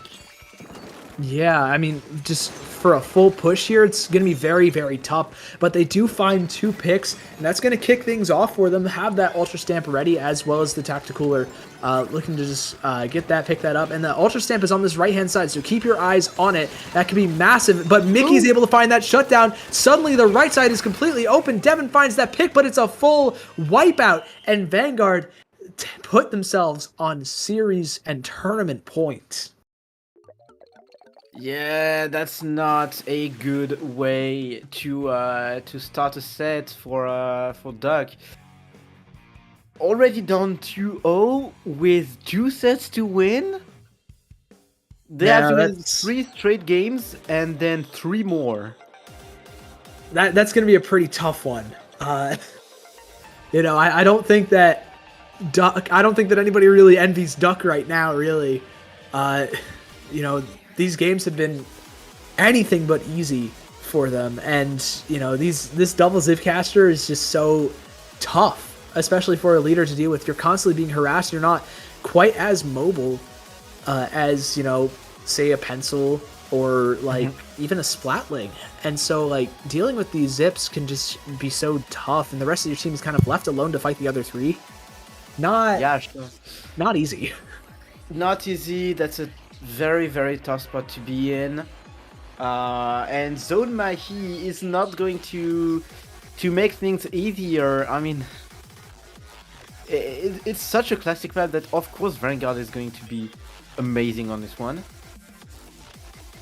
Oh yeah, I mean we saw them very Duck strong. will have to fight. Duck will have to work a lot if they want to do something. Yeah, they have their work cut out for them here, and you know, like we said the last time these two teams played on the map, the backlines are everything here. You know, the Pencil and the leader. Leader has that lethality, but Pencil can just basically solo cap the zone, while the rest of the team kind of fights it out, as well as just putting that tactical cooler. It's very tough for Duck, since they have, you know, they have to almost rely on Devin finding those picks. And while, you know, Devin is a fantastic leader player, it's just not a consistent way to get things to happen, especially against such a strong team like Vanguard. Yeah, definitely. That's going to be a very, very tough one for sure. Duck are going to jump straight into it. That's the last shot at winning the tournament. They can't lose that one.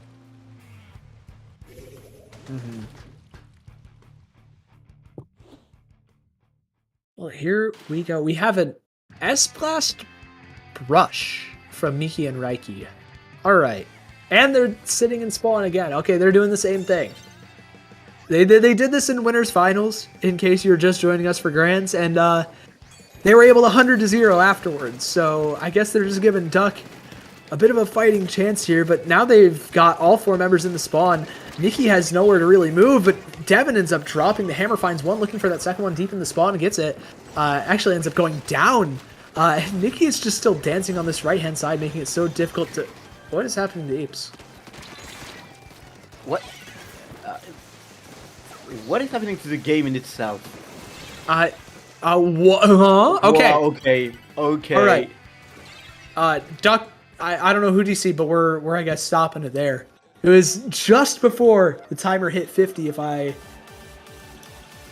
I'm thinking about it right. So we can reset it. That's pretty tough. I think we will reset it without too much hesitation. That would be sad to lose on the like this, but yeah. Yeah. Unexpected disconnection from Ibs, I think. We'll just go back. I don't know if Hips will come back, or if there will be a another player coming in. I guess we'll just have to wait and see. I think Ips is back in the lobby for Duck. Yep, they are. But yeah, great time to remind you guys to secure your connection. If you can have a LAN adapter, take it, because it is so valuable if you want to keep your connection secured. Get wired as soon as you can. Trust me, from somebody who is not, wired is so much more consistent. You oftentimes get better connection. It's just it's the way to go, just generally. As start things off yet again, Duck have and Phoenix are taking their time. They're doing the same thing as in Winner Final. They are waiting 15 seconds or 20 to go into the game. For the moment, Duck are taking advantage of it and not letting Vanguard go back. Yeah, and already down to 60 points left. I guess they're just letting the water drop for now. Phoenix not able to find any picks with that Kraken, and Duck have kind of collected themselves. They've taken full advantage of that full map, and Vanguard are really on the back foot now. Only 20 points left and still locked out of spawn. Mickey with his brush is just trying to dance around, find anything, but the Tri-Slosher is just able to find so much space. Nobody's able to get on top of the zone, and I guess Vanguard have just gifted Duck basically a free map here. Yeah, that's a free map. I guess so. Nobody's able to get onto the zone. 2 players down, and the zone, it finally gets neutralized at 1, but with 2 players on top of it, and Jacerok not able to find anything. Duck get That's gifted a definitely map. weird, but all Yeah. right. I mean, okay, it happened. Vanguard lost game number 3, and yeah, it's time for Duck to come back. Maybe. I don't know if Vanguard will be as how to say it, will be as kind as they were on that one. But Wow. all right. I don't, not much analysis there. I mean, just kind of gave Duck the whole map. I mean, And, if you got locked out. let people a free zone like this one, especially on Mahi, you can get held off pretty easily. Yeah. So yeah, just don't let people get that zone for free. Yeah, I mean, simple as that, you know. Sometimes you play around a little bit too much, and that can happen. But we're going to go over to game 4. Clan Blitz back on, not Scorch, Crab Leg Capital. There we go. Different map with our ramp leading to basket. And, yeah, pretty interesting. Again, we've seen this before. Got that kind of leader versus pencil thing going on here. Now, last time, Mickey played the Vanilla 96. Now, I doubt we see that again. Maybe we don't see the Blob Lobber either, since it can kind of have a little bit of a struggle on this map too, but... I mean, don't know, I we'll just wait do and think see. Vanilla 96 can be an option because, I mean, Vacuum's so good on that map. Yeah. It offers a lot of ways to push and do the work. Whether you choose to go left or right on the grid, like regardless of this, it's a really solid special overall. Yeah, but speaking of ways to push back into the map, we've got a Tenebrella that Mickey decided to bring out for now. Really helps with kind of forcing their comp in, along with that crack, and Phoenix already popping it, rushing forwards, trying to get the pick onto Ips, just forcing them onto the Great for now. And Reiki's there to kind of capitalize. The mini ends up dropping, same thing with the Tri-Slosher, and now it's just Ips and Devin left standing. So Mickey's just going to try and pressure as much as possible with the rest of the team. And this tent is doing so much, honestly. Just finds a lot of space, and I mean, dies, but ends up getting some pretty solid trades and stalling quite a lot. Stalling quite a lot, but getting punished. But Phoenix on that left side, again stalling and holding people off, while Billie Jean is trying to push, not even getting the kill. Oh no, that is a tough one. You don't even get the kill here, and now Duck is 2 players up, and Vanguard is again caught on that back foot. Duck close to having a power claim here. Multiplayers at 5 claims from Looks, and they're looking to make on Ips. So now they could maybe get a push going, but I think they're looking for just maybe another push, maybe forcing out Mickey. There's that Ultra Stand that does exactly what is needed and finds Phoenix as a little add-on, and the hammer toss finds Reiki, already down past 60 points. And Duck are again just on another level after game 4, or after game 2. And that's 50 points in, just in one push. Yeah, and they've barely even given up mid on the retake here. It takes a full Zuka from Mickey to try and get that given up, and Reiki's just trying to pressure Devin, but Devin's able to find 2 half charges to kind of shut things down. The Tri-Slosher is able to find 1, make that a second. Ooh, and the wipeout! And a full wipeout. So Duck is back and again ready to push into the spawn of Vanguard.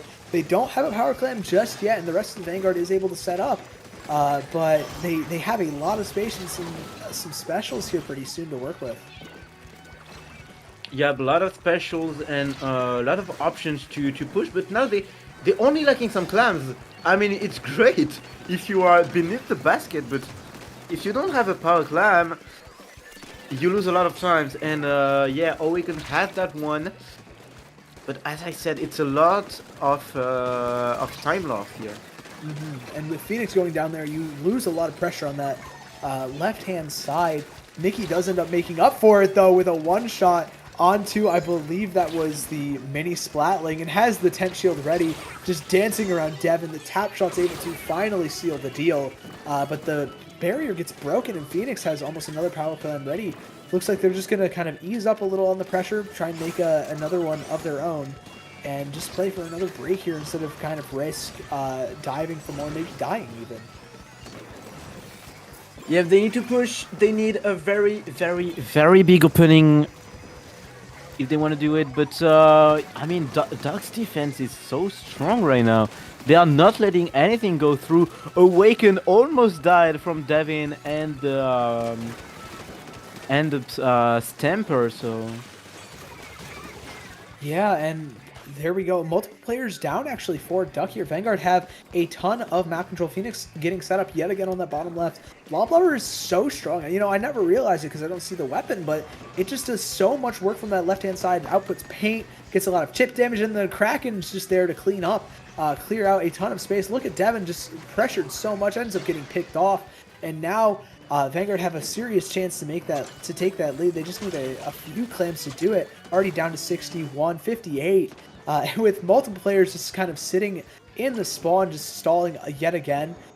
They're able to get down to 55 and make that a lead with Jacerok jumping in, clutching up. But does nobody see Mickey? Oh, wait a minute. Mickey's on a big flank. And so the lead is continuing. It was only 1 point, but now it's 7, and Raiki's continuing, and Phoenix is jumping, and there's no one to stop them. Awaken is there, 25 points left. Yeah, that could even drop lower as the Clem Pods respawn on top right.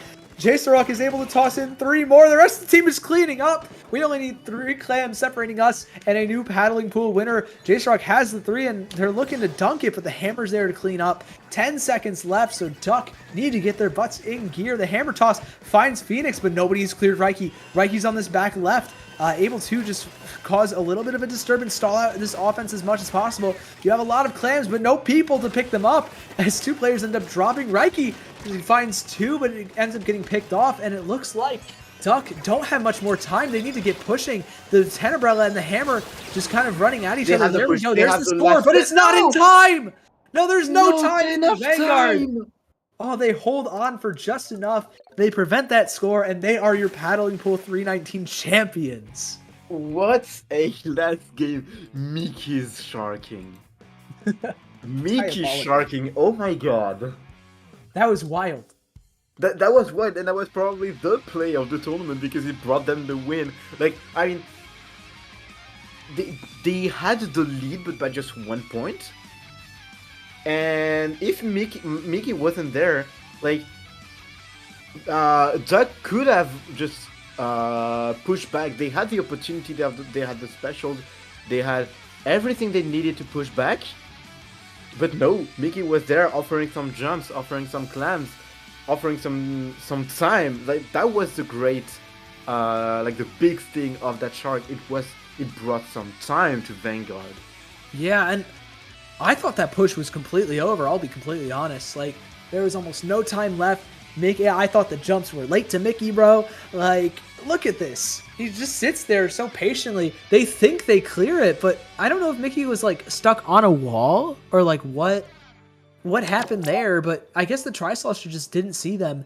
Excellent work. What a great play by Mickey and the rest of Vanguard, and they take Paddling Pool. Yep, taking Paddling Pool, taking a win. I mean, we don't see Vanguard come playing Paddling Pool a lot, but it's definitely a known team, so not a surprise to see them win, but amazing run by Duck taking the silver medal. Amazing run again by Roller. Roller made an amazing work. 16th, ending up number 3. LeBron and the Lakers top 4, so yep. Nice job to every team. Thanks for entering the tournament. Thanks to Dokari for being on the mic with me. And thanks a lot to Joe Ryan for the stream. And to the TOs for the work they've done. Yeah, massive work. Shout out. Thanks for hopping on the mic as well, Inquiry. That was a fun vlog. But now that we're all done here, where can the lovely people find you? I mean, it's written on your screen. Just type Inkfury22 everywhere. You will see me. Whether it is Twitch, I stream from time to time there. YouTube, I don't have anything, but yeah, Twitter, Blue Sky. Where I have the most activity though is on Ink_Souls on YouTube. It's my my main organization. I do some casting here for the rosters. What about you, Sigdo? You can find me on just about any social media site that's the Splatoon community uses, whether that's Blue Sky, Discord, Twitter, Twitch, YouTube, any of that, at Sigdakari, like you see at the bottom of your screen right there. And that will do it from us. It's been a great tourney, really fun time, and we will see y'all the next one. See ya. Bye-bye.